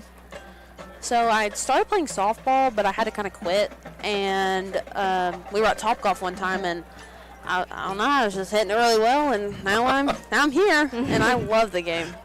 Obviously, you both have played other sports, as you both alluded to. Zoe, I know softball. Molly, obviously, I've talked to you a little bit in the past because of basketball and your freshman campaign for basketball last year here from McMinn County High School. But what is it that you like so far about the game of golf the most? It's more like individual, but we obviously are a team, but it's just kind of you're for yourself, but yeah. Kind of what Molly said, but it kind of makes me in my own mind, and I have like time to myself, and it's very a peaceful game unless you get really angry and then you're just throwing it, and then it's not peaceful. Right. You play long enough, it becomes unpeaceful. But you're exactly right. Even at this point in my life, the game is very a method to relax and get out there and have a good time with friends. And you alluded to it, Molly. There, it is an individual sport, but you get to play it. We just had the Ryder Cup. Unfortunately, it didn't go the USA way in the men's Ryder Cup this past weekend. But you are playing as a team here, and this Lady Cherokee team had great success this year. I think winning close to 9 matches, if not 10, making a good run in the postseason there. But what has it been like playing an individual sport but on a team? Talk about that aspect for you. What's it been like? I really like the team aspect because you get to meet new people and like still have fun like talking to people and stuff. But it's just kind of different because you're also by yourself like on the match. It makes me think a lot about like myself and how like my attitude and stuff like affects things, because if I'm playing with I'm playing for the team, so I have to really do my best, but it's also very fun because you get to see how other people do and you get to meet other people. Yeah. Is there a lot of challenges against each other at practice or anything like that, trying to make each other better, maybe instead of maybe beating up on each other, trying to make each other better, maybe? I did almost hit Molly one time. Yeah, I had she the did. shanks. She did. Oh no, the dreaded S word in golf. I will tell you a story about that off the air. I about did the same thing with a high school teammate, and still to this day it gives me nightmares about killing her. But anyway, obviously you all are coming off of a successful season for both of you. First year for both of you kind of playing at the high school level. Is there any like key shots or maybe moments from this season that y'all are kind of remembering or that you'll always remember? Well, one time it was in practice, but one time we played against Jay, and I beat him on hole 3 at Springbrook. Okay, short little par 3 down the hill. And he was very surprised that I beat him.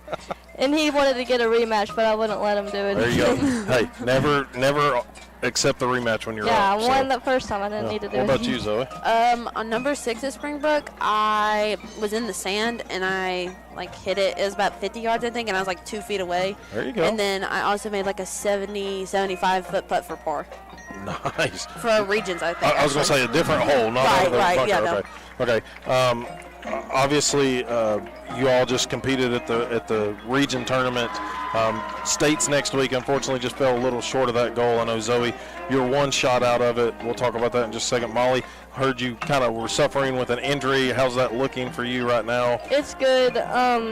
I got released from PT like yesterday, and I'm excited for next year. All right, get some shots up in the gym for basketball now. Yes, you gotta get ready for both.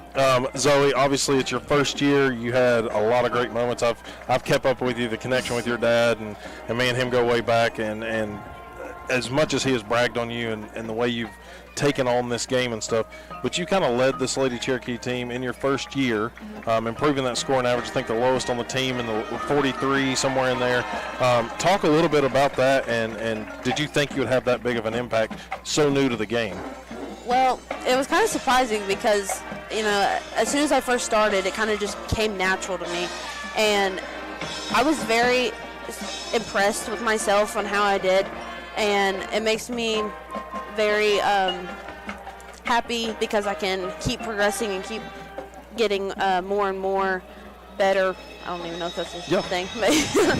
And hopefully keeping to where I can play in college one day. And I think you make a great point. This is the game of golf, as we talked to Molly Trenham and Zoe Benton, 2 of the Lady Cherokee golfers here at halftime. It's a game that you can always continue working at, even post playing in your career here. Obviously, I know you've been out there working a lot, Zoe. Is there something like that you really do to help challenge yourself to improve out there already? I work about, I think, 15 hours a week, and I really focus on my chipping and putting because short game. That's where you are. That's where you really need it. And challenging myself is kind of like, if I get down on myself, I challenge myself to get back up and not make a reaction. just kind of forget that bad shot, forget that shank that you talked about earlier, Let's not and talk just about move that. on to the next shot. Obviously, Molly, I know you from basketball, ran the point guard for Coach Jenkins last year. Is there any similarities that you take from basketball court to the golf course that maybe have helped you? Yes, it's always, you can't get in your head and just move on to the next shot. Just like basketball, if you miss a shot, then you just have to get up and do it again and So- just keep. Obviously, you all were very close to maybe getting to state as an individual and even success as a team. Kind of, what is that goal for next year for you all? I hope to win district. I really hope to win district Yes. and keep progressing. And yes, all of us. Yes. Awesome. All right, rapid fire. I got to get these out because these are the funny things. So if you had to pick a favorite club, play an entire round, one round, what would it be? Mine would probably be a 7-iron. Mine would be a 4 hybrid. Okay, a little bit of difference there. All right, your favorite or go-to snack on the course? Beef jerky. Beef jerky. Teriyaki. Cheez-Its and Milky Ways. All right, are we drinking water, Gatorade? Propel. Okay. Body Armor or Okay. Alani's. They can sneak in there. All right. What has been your favorite course to play so far? Springbrook because I'm used to it. Flagstone or Grand Dunes down at Myrtle Beach. Hey, Myrtle Beaches. What is the favorite golf team trip that y'all have had playing an away match? Has there been the best match that y'all have gone to this year? I like the Cookville one. I liked our first 18-hole tournament altogether Yeah. because they were kind of like new to it. Was that in Cleveland? No. No? Oops. Well, maybe. I don't know. I like the Either way, Cookville one. Yeah. The Cookville tournament, okay. Well, we appreciate y'all joining us. Obviously, high school golf, you play 9 holes, so getting to play 18 holes in the postseason and some preseason tournaments, it's really awesome for you all and great future ahead for the Lady Cherokee golf team. And I know I'm going to be keeping up. I've got a 10-year-old at home that I'm trying to get in the game as much, and so I'm going to have to talk to the man behind me over here a little bit and get her out there because Zoe's had great success and everybody he's worked with. But congratulations on a great season for y'all. Thank you. Wish all the best. So thank y'all for coming by. Thank you. Thank you. Zoe Benton and Molly Trenum off of a great success for the Lady Cherokee golf team this year, and they will continue working at that going into next year. And they've both been just here for a year playing at the high school level, so it's great to feature them and their success this year. One shot Zoe was out of the state tournament here for the Cherokees. We're still at halftime here at McMinn County High School. Cherokees trailing by 3 against Knox Central as we bring Terry Patrick back on here. And Terry?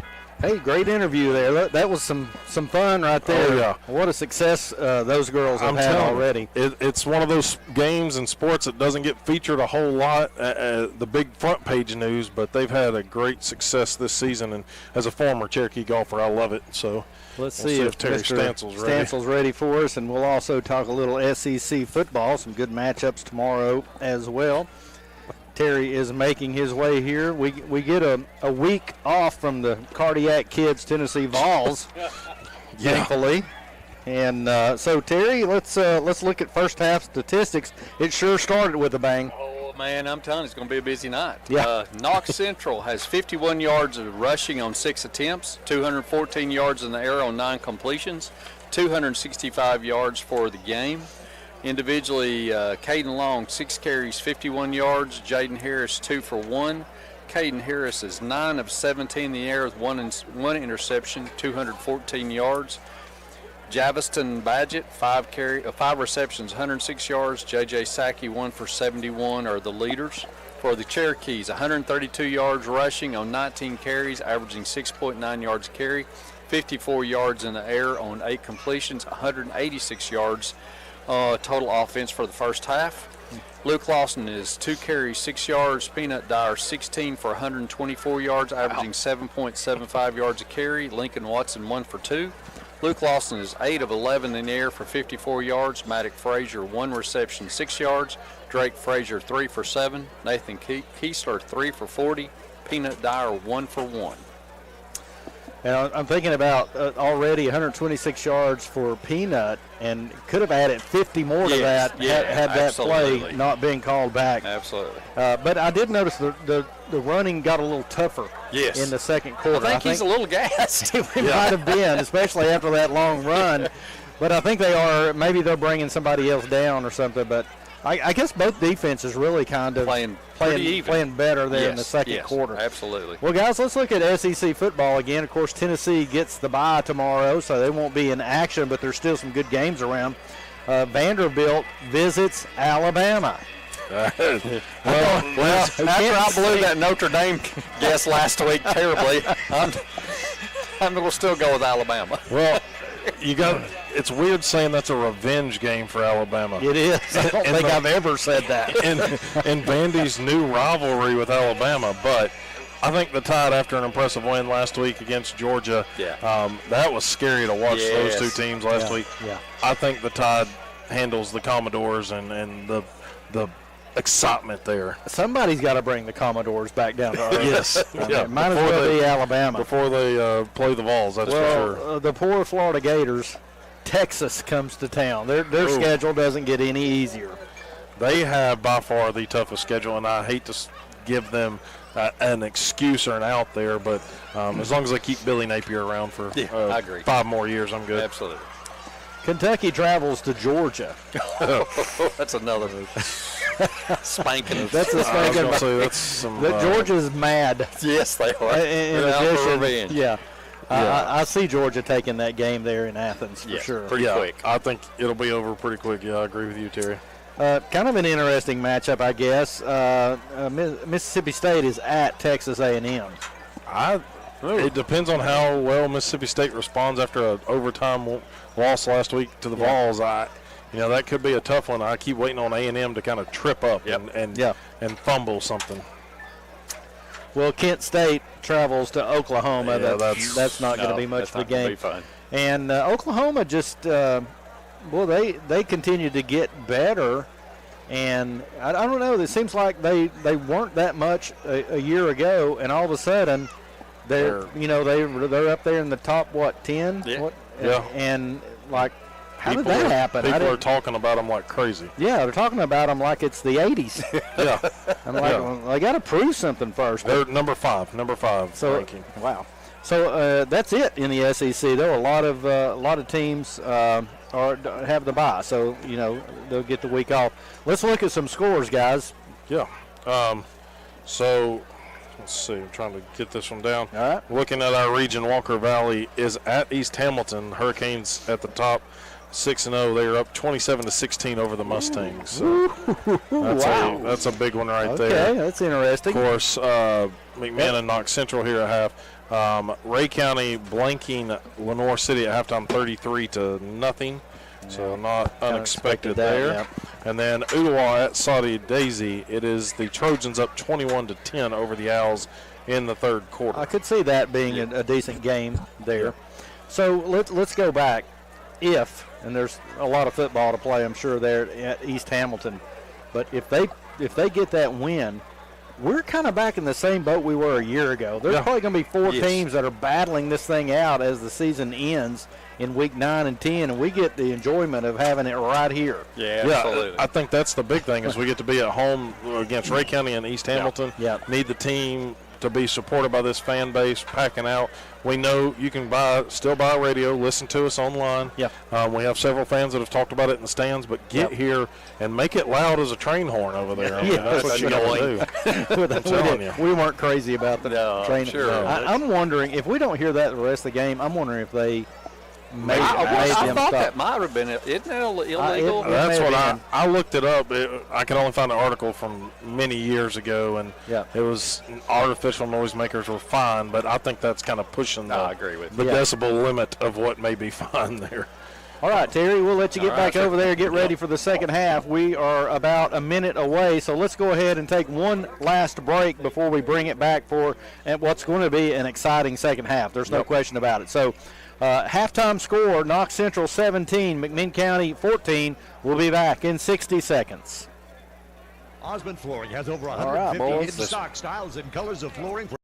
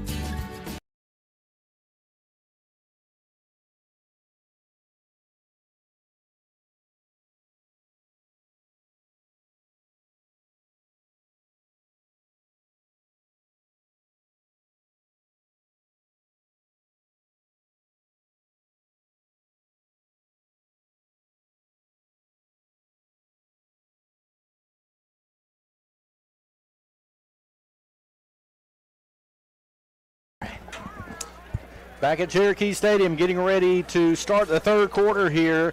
And Crystal Hall joins us again. You're going to be stepping down back into the fan base here in a few minutes. Your mom's here, is that? Mom's here. She's going to yell with me. All right. Hey, if that's what it takes to win, we've enjoyed you, but we got to have you out there doing what you got to do to get this win. Hey, you know what you got to do? You got to yell for that baby out there. I do got to yell for my baby. Well, you've done a fantastic job. Stay with us just a few more minutes, but whenever you're ready to take off, you feel free to do so. But we've enjoyed having you. The Cherokees are going to be receiving the second half kickoff, trailing by 3, 17-14. And Cole is getting ready to kick off for Central. Look how close Peanut is to this sideline, Terry. We are underway, and it's going to be taken by Lincoln Watson. Watson at the 10 to the 15 to the 20, looking for some running room. I think that's Watson. Oh, wow. Yep, and he pushes forward just over the 30-yard line, and, man, did he take some licks along the way. That was nice, hard running by Watson. A Central player gets up a little slowly as well, one that was in on the tackle. They're going to mark it. We'll call it the 30, Jared. It's maybe a tad over the 30. And that's where we start, trailing by 3. See what adjustments have been made by both teams, but hopefully the Min County offense can get it rolling here. Cheerleaders throwing up plastic footballs. They got an arm to get it up here. Yeah, Crystal, come on. Huh. You got to go down there and knock somebody down. I'm going down. We're going to go knock people down there. It's been fun. We have enjoyed having you. First down at 10. Fake it to Peanut Dyer. Look here, Marshall Goodner down the sideline. Over the outstretched arms. He was open. He had a couple of yards on the defender, and that's going to do it for Crystal. She's out of here with that play. She's headed down. Thank you so much. You did a great job. All right, just me and you now, Jared. I'm telling you. I'll tell you, the life of the party left. Incomplete pass. It's going to be second down and 10, just underway here in the second half with the Cherokees trailing by 3, 17-14. Now we got to stop in action here. Oh, we didn't mark the ball exactly right. Okay. Okay. Well, that's good. Let's get that right. Boy, that was a nice route right there. And it's really, one of those right off the fingertips. Inches too far. Here's Peanut Dyer looking for running room up the middle, and he's got it. Breaking tackles, got a first down over the 45. He may be headed towards a 200-yard knot. He's up to the 47-yard line. And I don't know, maybe it's the pink socks tonight for the breast cancer awareness, but yeah, it's just even more impressive watching him out there because you can see the legs churning so much tonight. Yeah. They're highlighted by the hot pink hot socks. Pink, go ahead and say it. Yeah, the hot pink socks, and he's rolling with them. You can kind of see him try to wrap his legs up, and they don't do it. Fake pass. Now they're looking for Kessler down the middle. They got him. He's inside the 25. He's going to be inside the 20s, taking 4 or 5. Ball's taken away from him. And now Central has it, moving to the 25-yard line and pushed out of bounds. I mean, tough play. Where was the forward motion stop? Exactly. That's the question. 3 or 4 Bobcats had him rounded up. Tackled. He was fighting forward, or he was fighting. He wasn't going forward, and the ball was taken away from him. So Central comes up with, I guess, what you would call a fumble recovery. Yeah, just a takeaway, and literally. At the 25-yard line. So the fumble, Central takes possession. Tough break right there. I agree. I thought the forward progress would be called, but no. So Central takes over at their own 25-yard line. First down and 10. Here's a run play, and it's a good one. Straight up the middle for about 7 or 8 yards. Harris got his most positive yards he's gotten running the ball for him. He's looking over to Coach saying, see?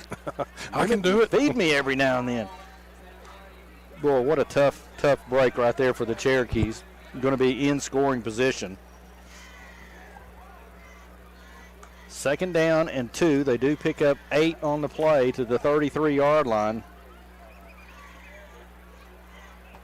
They're looking to the sideline. Knox Central is. Yep, as long as they have the lead, I guess. Plenty of time to go. We're just underway here in the second half. Here's another handoff to Harris around the left side. Again, he's got running room, and now there's a flag down. He's still trying. Here's another flag thrown in in the vicinity of the tackle. So 2 flags, 2 separate flags down.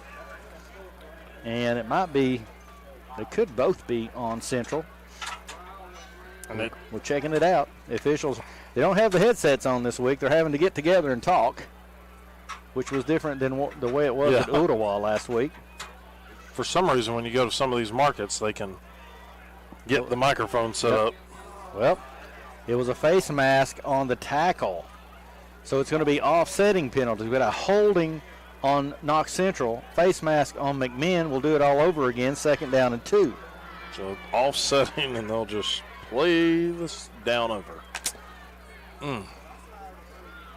Those are tough because we already had the penalty on them. Yeah, that's the kicker is you see the hold flag come out, and then unfortunately trying to make the tackle and get called for. And the Cherokees were trying to do what just happened to us. They were game tackling. I think a lot of people were reaching in there trying to knock the ball away, and somebody got the face mask. Little shift on the defense. Here's a high snap. Now Caden Long's going to run it right up the middle. He's going to have the 1st down, but he takes a hard lick for it. Gets up a little slow, but he's up. Up to the 40-yard line. Pickup of 7 on the play. It just feels like momentum's a little bit on Knox Central's side, even out of the halftime break, of course, after the strip there. But man's got to get a turnover here or just get a stop. You got to force a punt. Christian Edwards comes out. Now we have 3 down linemen, more of a 3-4 look. Or maybe there's an extra DB back there. Here's a pass, a little down and out pattern. It's going to be caught for positive yardage. Was the ball come out that time? They're going to call this one dead. Yeah, they give him the forward progress, and they mark it a little farther back than I thought it would. We'll call it the 45-yard line of Central, but still a pickup of 5 yards on the play. That's something, though, right there, McMinn. They've got to be careful trying to do that same thing that happened to them, because you start getting into just arm tackles, and if you don't have somebody wrapped up, they're going to break a tackle and be in the end zone. Yeah, and these guys are capable of doing that. Already seen some of that. Here's a snap. We had a blitz on. Can't get to him, though. The pass is complete down the right-hand sideline. He's taken down. And they're going to get a flag on Bottoms. Is there a late hit flag over there? I don't know how. So there's a flag in the backfield. I was looking at where the tackle was made. Nothing over there, but there is something in the backfield. Unless they're going to. Yep, it's going to be on McMinn. Roughing the passer. Wow. Man, oh, man. Yeah, too many penalties. You have to say that against the Cherokees tonight. And they're marking off more than that. Look at this. This might be, my goodness. Are they marking off 2 15-yard penalties? The penalty, they have marched this ball all the way inside the 30-yard line to the 28-yard line, 27. Maybe it was from the end of the catch, but that was a killer. I think they marked off 30 yards in penalties. We only saw the 1 call. In fact, I only saw the 1 flag. Yeah. But there may have been something on the far sideline. I thought there might be a late hit over there. The Central team seemed to get pretty excited over there on the sideline as if there was a late hit there as well. So 2 penalties on the play cost the Cherokees 30 yards. The ball sitting at the 27. Here's a pass to Harris out of the backfield. Big hit there. Flags come down. A big scrum trying to take him down. They never get him down, but the flag setting at the 27-yard line, that was a big hit. Big a hit as I've seen in a while. It was helmets cracking, and the fans, you could hear them below us go, ooh. But I will say this. Holding. Yeah, this one's coming back. McMinn County may have took the brunt of that hit, though. I think so, just kind of the way it looked from up here. Spartan Lyle comes out of the game. He's kind of working with his arm and shoulder a little bit. He might have got a little stinger on that play. So they're stepping this one off the other way. And I think it would probably be 10 yards from where they had marked it. So the ball comes back to the 37-yard line. Been a lot of marching yardages off tonight. Another hard night of work for Terry Stansel. Yeah. Back to the 37. It's going to be first down and 20, and we're going to be asking this McMinn County team, McMinn County defense, to stand firm again. Got to do it. 8 minutes and 30 seconds to go in the third quarter.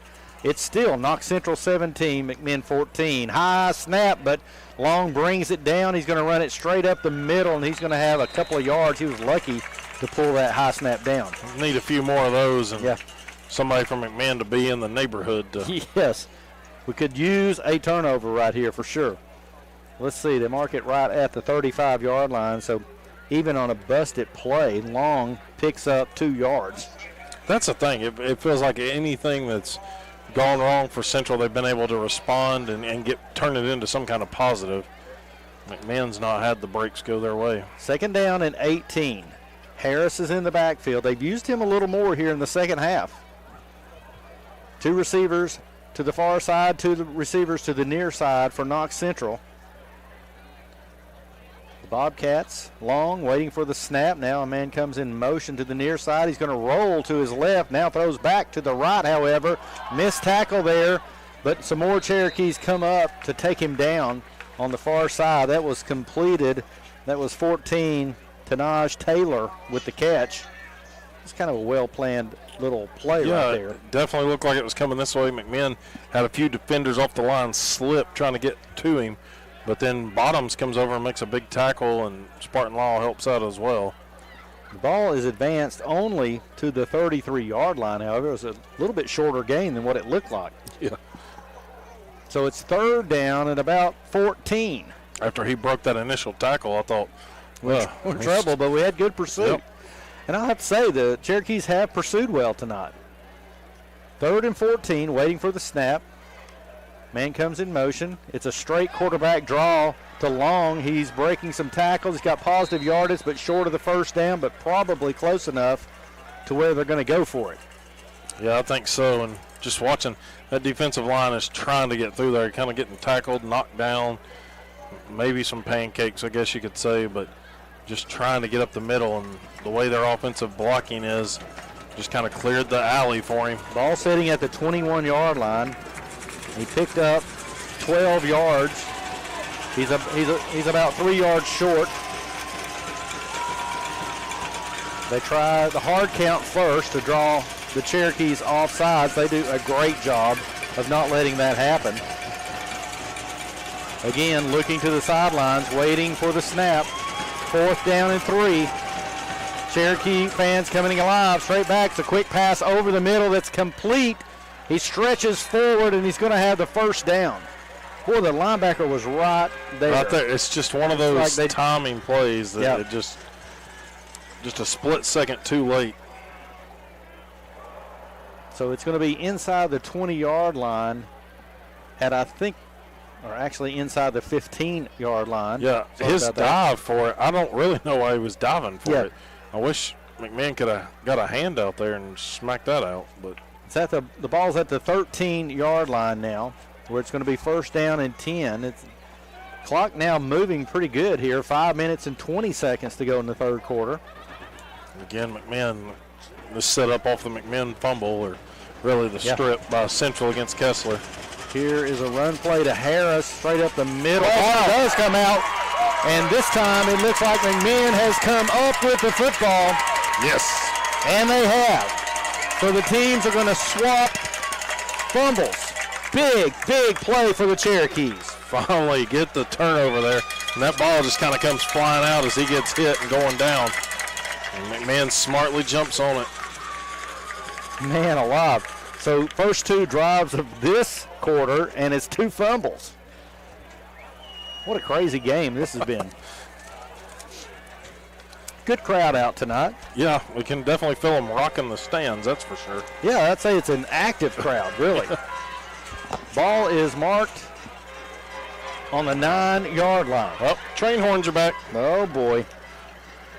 McMinn takes over at their own 9-yard line, and they're needing some momentum, and they need to get ahead in this football game. Straight back. They're going to hand off to Peanut Dyer, looking for a block, finds it to the outside. He's at the 20, to the 25, to the 30, 40, 50, 40, 35, 30, 20. That guy's got an angle at him. He's going to push him out of bounds inside the 5-yard line. And no flags down. No Terry. flags. Credit to Vaston Badgett, who never gave up on the play. He had the only possible angle to knock Peanut out, but he's all the way down to the 3-yard line. We go from our own 9 to the Central 3 on one play. Going hurry up, too, trying to get it in there quickly.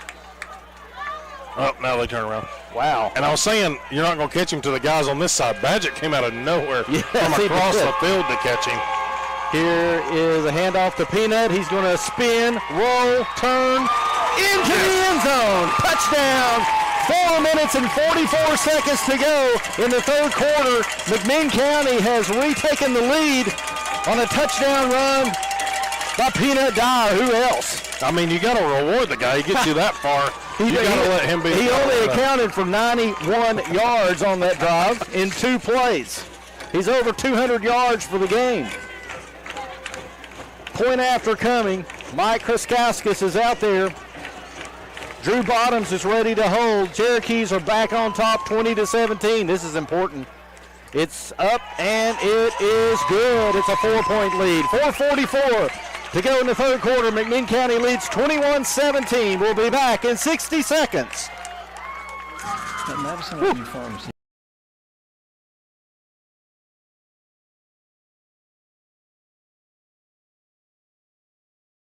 No parent wants to think about their children growing up without them. Although we realize we can't control their future, we do have the ability to secure it through careful planning. So isn't it time to begin preparing for their future and your dreams for them? When you begin to game plan with life insurance, you're able to focus on what matters most today. Because life isn't about worrying when the storms of life will come. It's about planning on how to dance in the rain. Game plan today. Game plan for life. Contact us today to get started.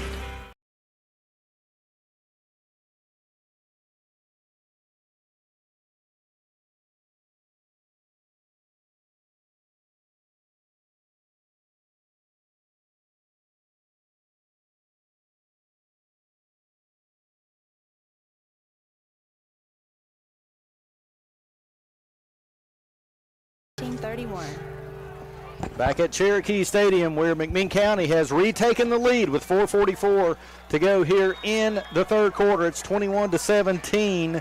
We'll talk about it here in just a second, Jared. Here's the kickoff by Kraskowskis. That's going to go into the end zone, isn't it? No, he's going to pick it up at the 1-yard line, up to the 10, to the 15. There's a flag down already. Now 2 flags come down. We'll see what that is. In-game stat from Terry Stansel. Peanut Dyer now, midway through the third quarter, he's got 233 rushing yards. You said he's on his way to 200, and he eclipsed that pretty quickly. Now I'm thinking 300. Exactly. Man, oh man, what a night he's having. Let's see, the ball is marked on the 23-yard line. We're waiting for... Block in the back. So a block in the back. I thought I saw 2 flags come down. They might have been for the same call. And that should push them back at least half the distance to the goal, maybe the full 10 with the ball at the 23. Let's see if they take it back to the 13, and they do. So Central takes over at their own 13, and Jared, how quickly momentum can swing. Just talked about it. Need momentum on your side, and Cherokee's got it. Now see if this defense can do what they need to, get another stop. At least you're not standing on your own goal line. Regardless of what happens from here on out, what a great game. First of all, just to watch a great high school football game, and secondly, for McMinn as they head down the stretch. This is a great contest. Knox Central is a playoff caliber team and a top 2 in their region kind of team, so it's a good test. Here's a handoff to Harris over the right-hand side. Man, he runs pretty strong, actually. He's got 5 or 6 yards. We don't have heights or weights on him, but, I mean, he's a good-sized back. And you wonder why maybe they don't run him a little bit more. So he pushes it up to the 19-yard line, a gain of 6 on first down. And I tell you what, you got to keep playing. You got a quarter and a half of football. Yeah. There's a lot of time left. Compared to the 3 previous weeks where the clock's been running, you got a longer half to go this time. Here's the snap. They do not hand it off. It's a pass in the flat here, and it's going to be complete up close to the 30-yard line. I think that's not McAfee, actually. It's Taylor Tanaj Taylor with the catch up to the 30-yard line and a first down for Central. And they're not going away, Jared. Oh, no. A team like this and what they've been able to do offensively this year, granted, I know caliber of opponent may, and some of those wins may be different, but McMinn's had 3 blowout wins the last 3 weeks, so they're not going away. Neither team will. So first down and 10 from the Central 30. Handoff up the middle. They're looking for running room. This time, not much there. Cherokees are pushing him back. He may have gotten a yard. Jesse. Maybe 2. They're going to give him 2 on the play. Jesse Jones got in there once again. Got a good stop and just was holding on, dug his heels in, and was falling back to try to hold him down. You know, Jerry, you talk about this team being a playoff caliber team.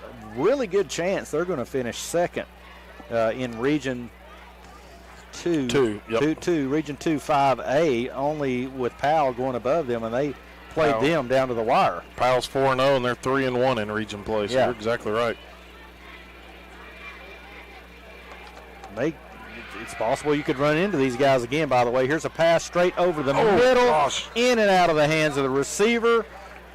Boy, I saw Maddox Frazier back there. He was salivating, but it just couldn't get over there to it.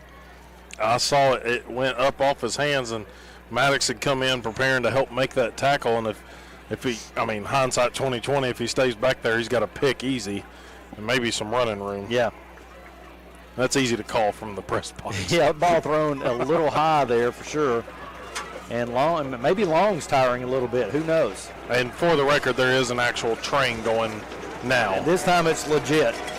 3rd down and 8 at the 32-yard line. Central takes the snap. Long takes a handoff. Now looking to the far side of the field. It's complete for the first down. And a broken tackle. He's going to go up over the 40-yard line. No flags down. So it's going to, they got just enough of the first down. Cam Green was going to be back there, but he's just getting wrapped up. And I know he's a little bit smaller as a defensive end, but he's that speed rusher and just getting hugged by the right tackle over there. Ball at the 42-yard line of Central. And again, this is Knox Central. For all of you local Athens folks, McMinn County folks, and you hear Central, you think of McMinn Central. This is Knox Central. Yep. First down and 10 from the 42. They try the hard count. Now they look over to the sideline for the play. Very few teams huddle anymore. McMinn Central is trailing in the fourth quarter at Kingston 27-10. Wow. So score of interest update there. Here's the snap. They hand off to Harris. Pretty big hole, but he slipped down. He might have been adjusting, trying to plant and go another way, but he slipped down. Hope he's not hurt. He's back up. He had Isaac Akers coming down at him. I think Isaac's gotten a lot. You talked about it. They've kind of gone to three down lineman set here against Knox Central, and Isaac Akers has played a lot of minutes in that kind of linebacker secondary area. Yeah, it's almost like a hybrid position, isn't it? I mean, is it linebacker, or are you really kind of an extra DB back there? I don't know. They've made some nice adjustments tonight, though, to try and stop this high-powered offense. Here is a throw to the near side of the field, dropped by Harris. That incomplete. It was a forward pass from our angle, but smart on McMinn to try to pick that up and go the other way in case an official saw it that way. Absolutely. You never know. Yeah, we've already seen a questionable call on an interception, so you got to play these things out. Yep. Boy, he has some running room if he catches the football. So now it goes to 3rd down and 9. This is where Central's been pretty tough, actually, on 3rd and long. And I tell you, those receivers know just exactly how far they need to go to pick up the first down. 3 receivers to the left-hand side. Let's see if we bring anybody here other than the 3 linemen. Straight back to pass. And they're looking for that same play. Cam Green knocks the pass down. Again, they probably had something here on the near side, but the pass is batted away by Cam Green. Hey, if you can't get to him, get those hands up and use the length to block it. Coach for Central thought about this for a second, but now sends in the punt team. Coming in to punt is Gorley, freshman. So punting's asking. That's not asking a lot from a freshman. It's pretty high pressure back there. Here's the snap, and again they're close to. It's going to be. He might have got a finger on that one. The ball hits at the 40, is bouncing down. Get away from it, Cherokees. It's going to settle in at about the 29-yard line. He's lucky to get a roll on that. Yeah, the way it came off the foot and as short as the actual kick itself was, and the way it rolled is not something that seems physically possible. Cherokees will take over at their own 29-yard line. Jared, any updates on some scores? Yep, let's roll through some of them.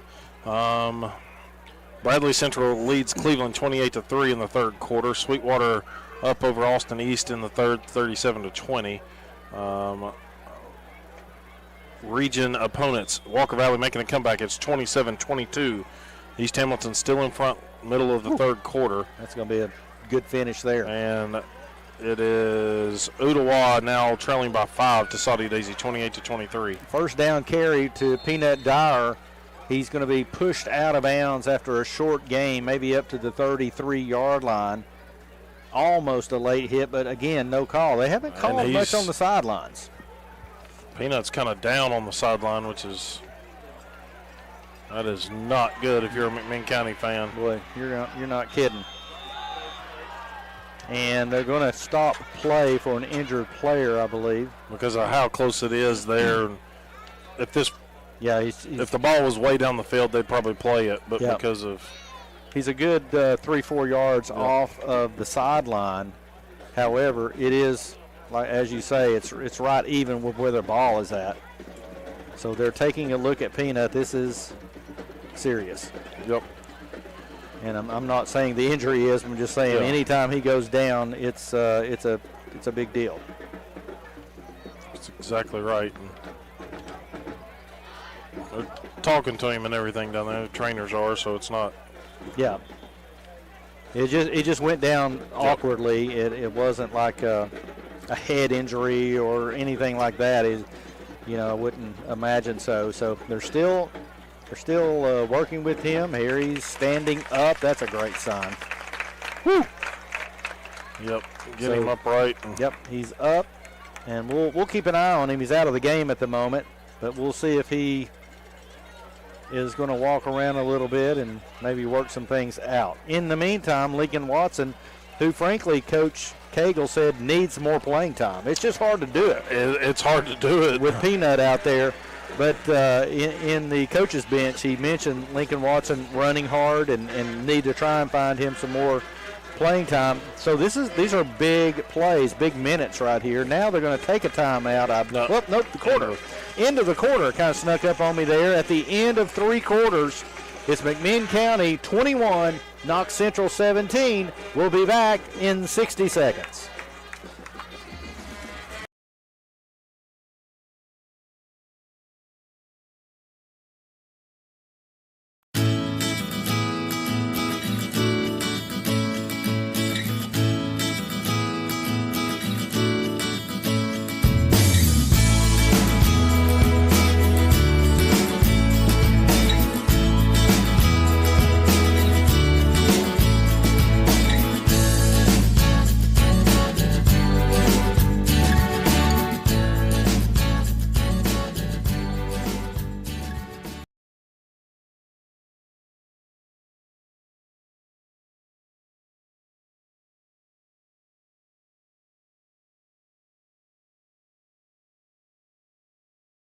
Tucked between 2 major Tennessee cities, perfectly placed in the foothills of the Smokies, you'll find a unique community filled with extraordinary people.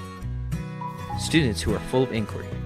They discover who they are and who they were created to be. Faculty who are more than teachers. They are mentors guiding the next great generation. People are the heartbeat of Tennessee Wesleyan University. We are because you are. Front of Kessler, the receiver, knocked it away, and in fact the ball was up in the air quite a long time. Yeah, quite a while, and I think it was Drake Frazier that came sliding trying to catch it. Yeah, I don't think the Central players even knew it was up in the air because they were closer than Frazier was. Peanut Dyer is up and walking around. He has not re-entered the game. They're almost a. I don't know how they don't call that offsides. There was jump there. I guess he didn't get in the neutral zone, but it's going to be third down and about 6. It seems like any time in the high school game, if they jump, they're blowing that one. But yep. Now the train whistle is officially back. Straight back to pass. He's looking for a receiver downfield. It's complete to Frazier on the outside, but it's going to be short of the first down by a couple of yards, and I think you're going to see them punt this time. And they do bring on the punt team because it's going to be 4th down from the 37-yard line. I know this kills Coach Cagle. It's 2 yards away from keeping this drive going. It's one of those of probably put the heavy package in and let it go, but right here try to flip the field, push them back defensively here. And let's see, do they have enough players out there? Yes, everybody's out there. Luke Lawson punting tonight. Here's a snap. It's perfect. And here's an end-over-end kick that's going to land at the 30-yard line. It's going to bounce. It is going to be taken up by the return man trying to find the sideline over there, and he does. Pretty good return over the 35-yard line. He took a gamble on picking it up. It was bouncing around out there. Kind of had a defensive lineman chasing him, so maybe that afforded him the opportunity to pick it up, but one of those on the hands team there, coverage team. Enjoying in one of the Get Loaded tees. Get Loaded is here selling tees down in the end zone closest to the school. I'm telling you, game day is pretty fun down here. They got a lot of food trucks and great atmosphere. We always get a whiff of that caramel corn that comes up here. And it is good, as are these tees. 1st and 10. Back out there again, 10:55 to go in this football game. McMinn with a 21-17 lead. Here is a broken play. The running back went the wrong way, and yet Long turns it into positive yardage. Somehow finds a way forward. Up to the 39-yard line. It's a pickup of 2. Man, oh man.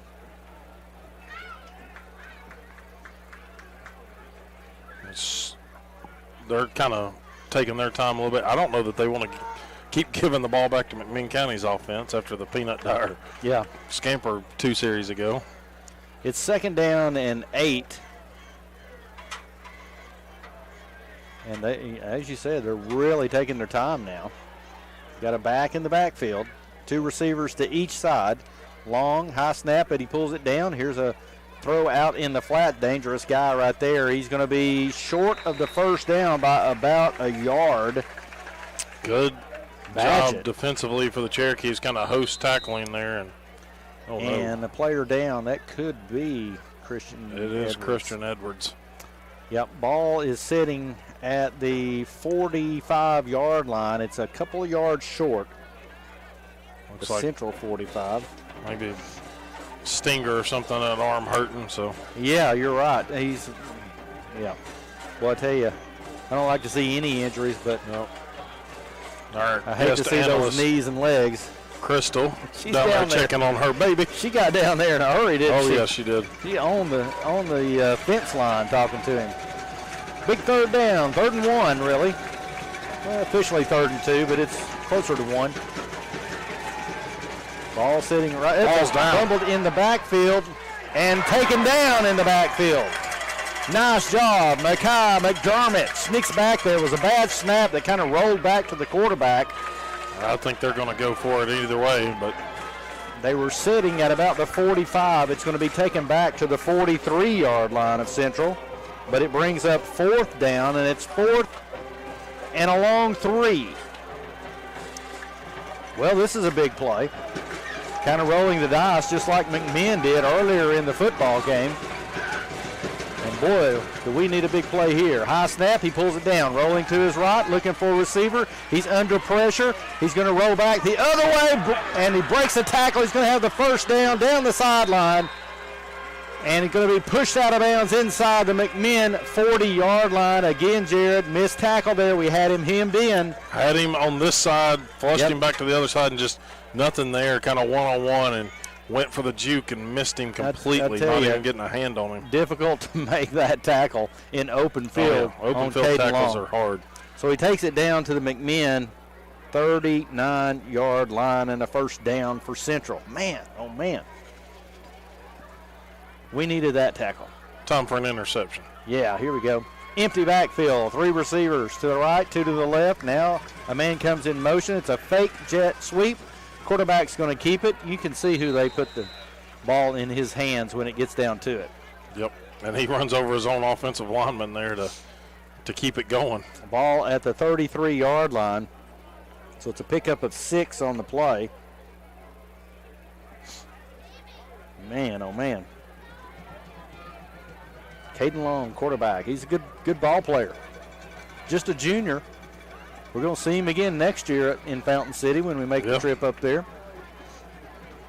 Stop at Mike Keith's favorite place to eat a cheeseburger in Knoxville. Absolutely. Litton's, here we come. Here's the short pass completed. Going down the left sideline, pushed out of bounds inside the 20-yard line. Taylor again. They've got some good receivers out there and That's a good quarterback. We are very high on McMinn's wideouts and receivers. Yep. But Knox Central probably has what we consider another great set of receivers here. Yeah. Comparing them and Walker Valley, they both got talented wide receivers that McMinn has seen. It's just Central. They've got some speed once they catch it. Yeah, all very similar. 7 minutes, 44 seconds to go here in the football game. McMinn holding on to a lead. Here comes Long again. Quarterback draw straight up the middle, and he's going to be inside the 10-yard line. They're just turning the ball over to him. You're exactly right. I think it's a design QB draw the whole way. He had some open receivers, but he tucked it and ran pretty quickly. Back-to-back first downs, puts the ball at the 6-yard line. Now it's 1st and goal. This is, I'll have to say, where the Cherokees have been tough. Now you're starting to see why he averages 100 yards a game on the ground. Yeah. Really everything that we scouted on them is coming true. They're just about what we thought. High snap, fake the handoff, straight up the middle. He's pushing forward, close to the goal line, but doesn't get in. He's close. He's at the 1. I bet he's going to get it again right here. Get ready, offense. Our work isn't over yet. It's 2nd and goal from the 1-yard line. They look to the sideline for a play. A little confusion on their end with personnel. Now they get a man out. They're going to keep 4 wideouts in the game. Harris is in the backfield at running back. Long ready for the snap. Man comes in motion, straight up the middle. He's met hard. Christian Edwards back in the game. Crystal's got that cowbell going down there because that was a huge hit. Big hit. I'm hearing her saying, that's my baby. I can hear her all the way up here. What a outstanding play as he met him hard in the backfield for a guy that just went out with an injured arm. For sure. And he knocked him backwards. I think the ball now at the 3-yard line, so it's a 2-yard loss. Tackle for a loss right there. And now it's 3rd and goal from the 3. Well, I tell you, I'd roll Long out and give him a little run-pass option or something. As talented as he is, it'd be hard to stop. We'll see what they do. Harris sits to the right-hand side of Long. Now they're going to roll him to the right. He's under some pressure, but gets away again. He's rolling out, trying to stretch forward to the end zone. Did they give it to him? Yep. They did. And it looked like he got there. He stretched out at the last second towards the pylon, and I thought he hit it. But once again, he had him hemmed up one direction, but he spins and gets loose on the opposite side. My goodness, talented young man. And right there, the backside had him, but just took a poor angle, kind of cut inside. And if they stay true on the line there, I don't know who it was, but they're going to wrap him up. But he was able to shoot around behind him because of the bad angle. And I guess we don't talk about it enough. Once he's in the open, he's got some speed. Fast. He's fast. So the point after coming, remember, this will just make it a 3-point game if it's good. Here's the snap and the kick, and it is good by Cole. So 5 minutes, 31 seconds to go. Knox Central retakes the lead, 24-21 over the Cherokees. We'll be back in 60 seconds.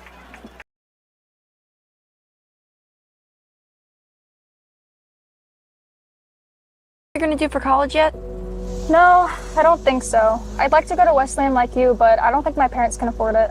I bet they can. I qualified for a program and I'm going to TW tuition free. Really? How is that? The TWU Pledge. It's a program they offer to local high school students that basically helps with their tuition. You should check it out. Will do. Can you send me that link? Yeah.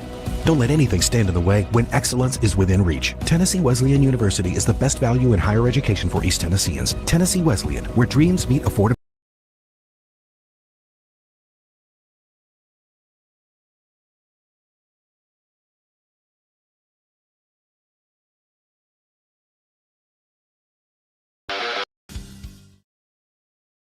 Practice time's over. It's football time in McMinn County. Go Cherokees!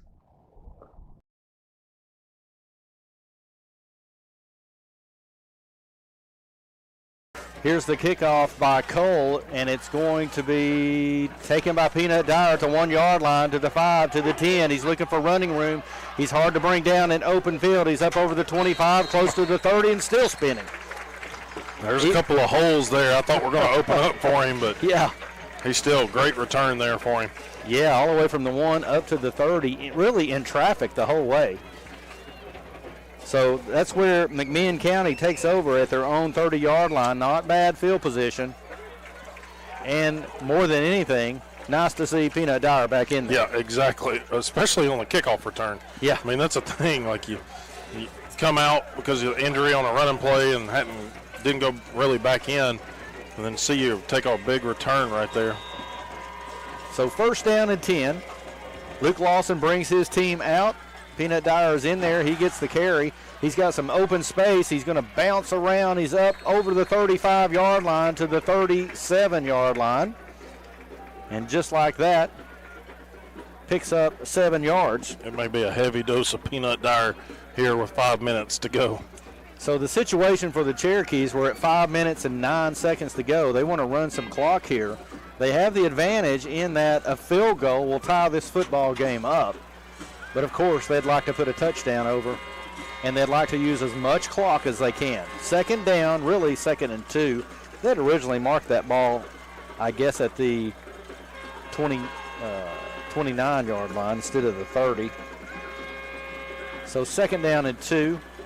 It is a handoff to Peanut Dyer. He finds some running room up over the 40, over midfield to the 50, and that's where they're going to stop him. They push him back. A lot of pushing. Ball comes out. Whistle has blown. Whistle had blown 5 times by the time they thought they'd stripped it. So we are inside Knox Central territory at the 48-yard line. They're moving the ball quickly with Peanut. I think you got some tired people out there. Yeah. This has been a battle. It's the longest that McMinn's had to play their starters. Yeah, for sure. 3 weeks. And Central's got to be having the same problems over there. So it's first down and 10. Clock is running, and they're in no hurry. They're trying to use some clock. Peanut gets it straight up the middle. He's got room again to the 45. Breaks the tackle to the 43-yard line. So from the 48 to the 43, picks up 5 on a play that really wasn't much. I mean, it's helmet comes off on Ty Miller. He's out of the game for a play. That's happened a couple of times for McMinn County tonight. And it's one of those, even if the defender gets a hold of it and rips it off your head, you still have to sit. It's freshman Eli Dalton in for this play. We would expect Miller to return on the next play. Has to set out a play. It's second down and 5. Peanut Dyer in the backfield. Steps to the left-hand side. They give it to Peanut. He's on his feet around the 40-yard line. He's going to be a little short. I think they'll mark it at the 40. Yep. Pickup of 3 on the play. And a couple of players down. Peanut was for a second. He's okay. And, in fact, some good sportsmanship. He was helped up. And you've got another player that's down. And I couldn't see the fans wanting to flag there on Central. I think a little extracurricular against trying to taunt or maybe even injure some players. But the injured player is sitting up. But is that Jackson Eli? Lyle. Jackson Lyle, okay. So he is he's coming off the field, but he's doing it with a little help. And he looks to be holding his arm or shoulder, doesn't he? Yep.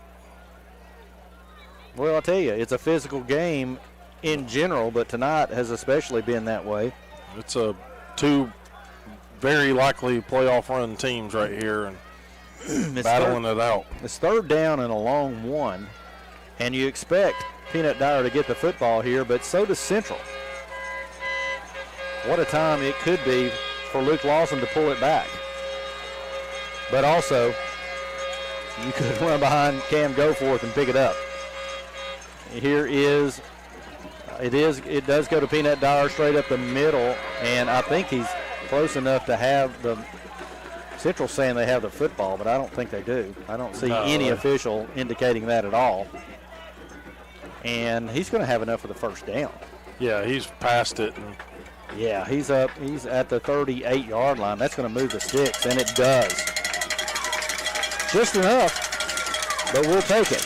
I don't know what took so long on that, but it's first down and 10. Why are they not moving the chains? They're going to measure this. We got our first measurement of the year. Wow, all year, and now we're going to measure it in a non-region game. My goodness. Well, it's close, but we'll see. I guess I shouldn't say anything. Yeah, they're going to bring the chains out. We're going to go for it either way, but I think it's a first down. You heard Coach it. Cagle like this down there. He's measuring it for him from this sideline. Yeah, he's telling them that they've got it easily. Let's see. More than a. No, they got to stretch it a little more. Yeah, pull even harder. Yeah, football or more. Didn't really need the measurement there, but it's going to be first. All that is tell these fans it's first and 10 again. So we got two of them there. Clock at 2:59. And I love the chain gang. Every home team puts those together, and so it's local community people volunteering, doing this. And they kind of look at them and go, yeah, we know. Why are you making us come out here? Like, we knew it was a first down. We were telling them. We were telling the sideline it was. Yeah. 2 minutes, 59 seconds. Here is another handoff, and it's Peanut Dyer. He's going to be inside the 35. Oh, there you go. They push him out of bounds, and they're going to get a penalty for it finally. They hit him well out of bounds, didn't they? Yeah, he was out of bounds. He had his hand on him, and then gives him that. He's at the yellow line on the rope or on the mat. Yep. And he gives him that extra shove, and that's what got that flag. So the ball was moved to around the 34, 35, 34-yard line. It was a pickup of about 5 or 6 yards on the play, and then now they're going to mark off 15 more yards. We'll take it. Luke Lawson running out there with a different football. Of course, the team that has the ball supplies the football. Yep.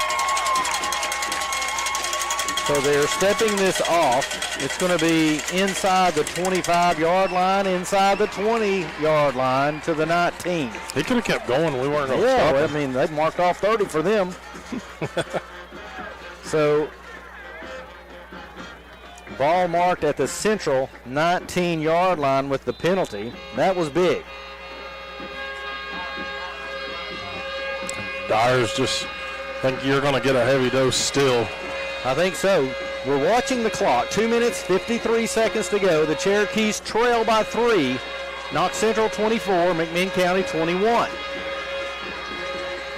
Handoff.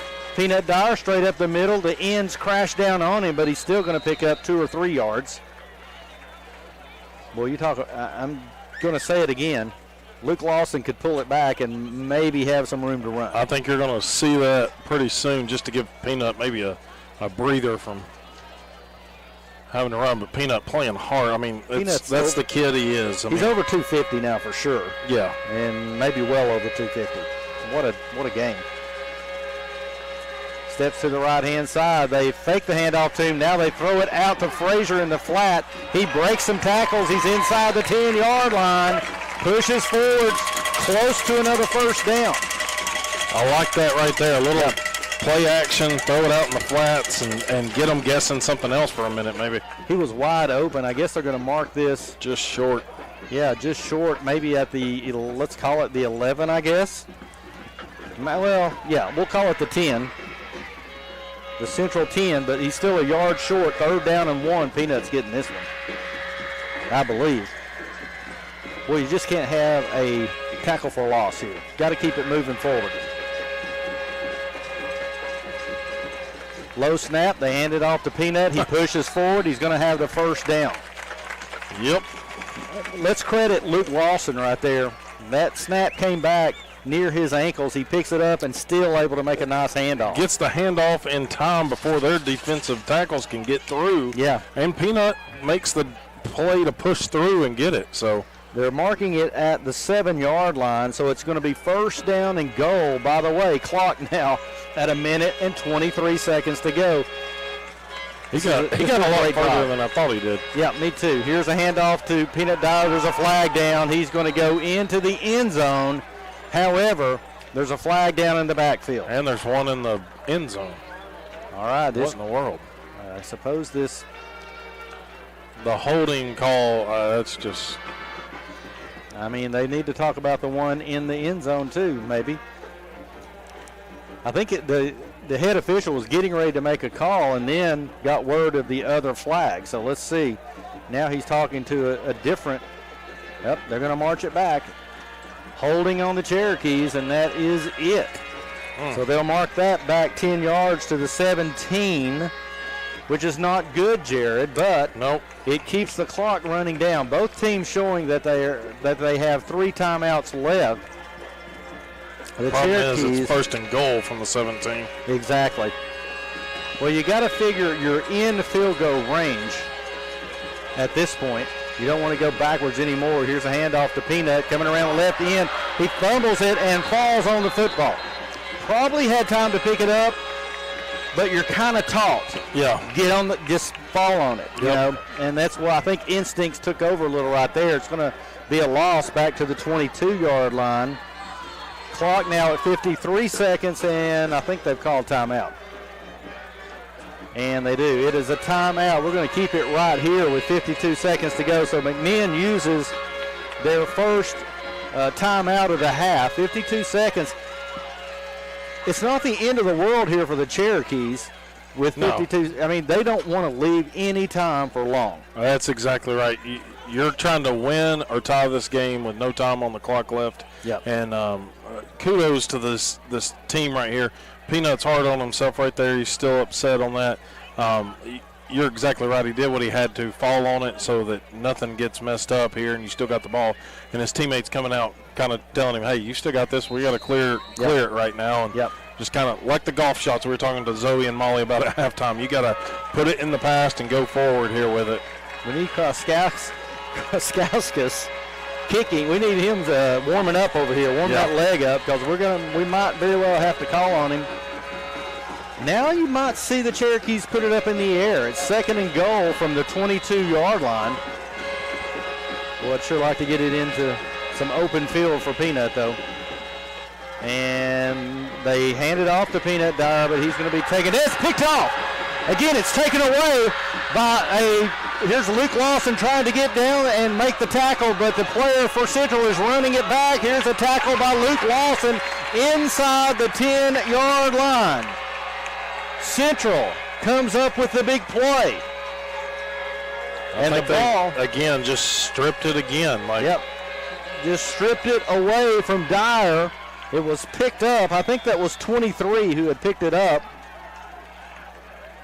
Credit to Luke Lawson for busting his tail to get back down there and stop the score at least. Yeah, and he had to fight through a block as well. A Bobcat player had saw that Luke Lawson was coming after him, and that play just happened so quickly. I thought Peanut had just been stopped, but again, they ripped it away from him and get the long return. My goodness, they're picking up. The player's barely walking, and a couple of other players picked him up before he was the guy trying to block Luke, I think. Yeah. Wasn't the guy returning it. He hurt that knee pretty good. He's not putting any weight on it, but he's kind of bouncing, limping on one leg off the field. Here's the situation. 34 seconds to go. McMinn has all 3 timeouts, but they're going to have to stop and force a field goal here to have any chance. It's 24-21 Knox Central. Well, that's too bad because you just had to call a timeout earlier. They had really set themselves up. Scoreboard still shows 3. Yeah, but I is think it's 2. only 2. You're right, Yep. Jared. Thank you. It is 2 timeouts, and that's a big difference. They can probably run this out. Let's see. That Well, being the depending case. on what they do, if it's So 34 seconds to go. Ball sitting at the McMinn County 6-yard line. It's been a really good football game. They go into victory formation, and they were trying to run a player out there, I think, and maybe, Central's going to have to call a timeout themselves. But Central's going to line up in victory formation. McMinn can take 2 quick timeouts. Need a bad snap right here. Yeah. Need a See what miracle. happens. But it's just too bad because McMinn had really set themselves up. Yeah. I mean, just driving the ball and driving the ball down. The clock was going just the way they want it to do, and then just a couple of mishaps there. It's the game of football. Those breaks don't go your way, and the ball bounces funny ways, and unfortunately, it just happened to bounce that way for McMinn more tonight than it did Knox Central. And credit Central for, several times in this football game stripping that ball away, going after it. Yeah, whether it should have been stopped or blown dead or whatever, but they kept playing till the whistle was blown. Well, I will say this, regardless of how we end up here in the next 34 seconds, this has been an entertaining high school football game. Yes, it has. And I tell you, these guys are headed to fall break after tonight, and I think Coach Cagle will tell you they need it. These guys need a break. They're going to take it right here. Long takes the snap, goes down on a knee, and let's see, Cherokees will take that timeout. That's going to be their second timeout. The ball is moved back to the 11-yard line, I think is where they mark it. The 10, really. So they lose 4 yards. It isn't going to matter short of a miracle again with a bad snap or some type of fumble. But I tell you what, I'm proud of these Cherokees tonight. It's the biggest test you've had in 3 weeks from anybody, and I think the biggest comparison I'd heard several from this week is they like to throw it around. It'll be like the Walker Valley game. How does the defense respond? And I think defense played a lot better tonight than we saw in a region game earlier this week. Absolutely. This year. That's a big thing for them, I think. Speaking of Walker Valley, how's that game shaping up now? We'll get a score update at East Hamilton. I just had it. Where'd it go? Region 3.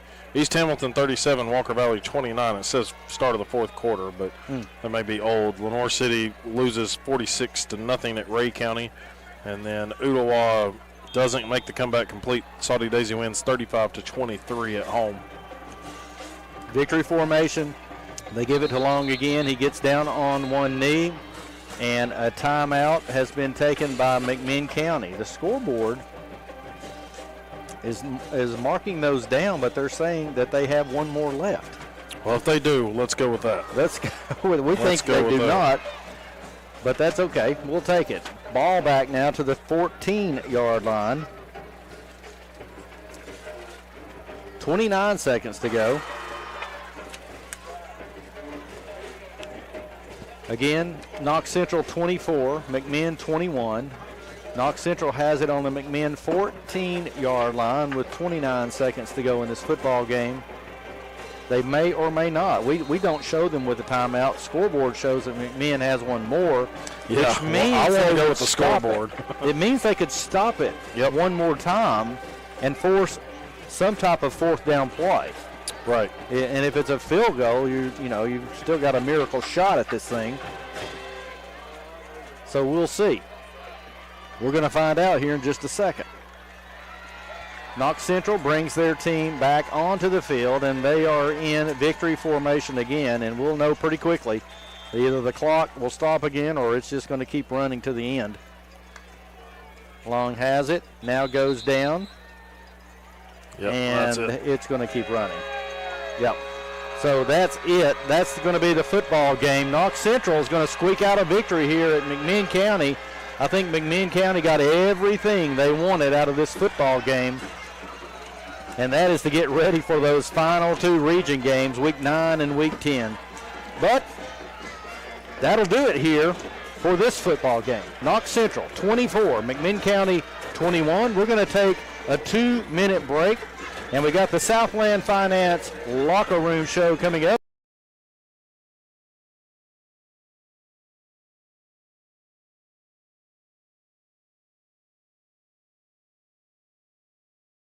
We're going to take a 2-minute break, and we'll be back to Cherokee Stadium.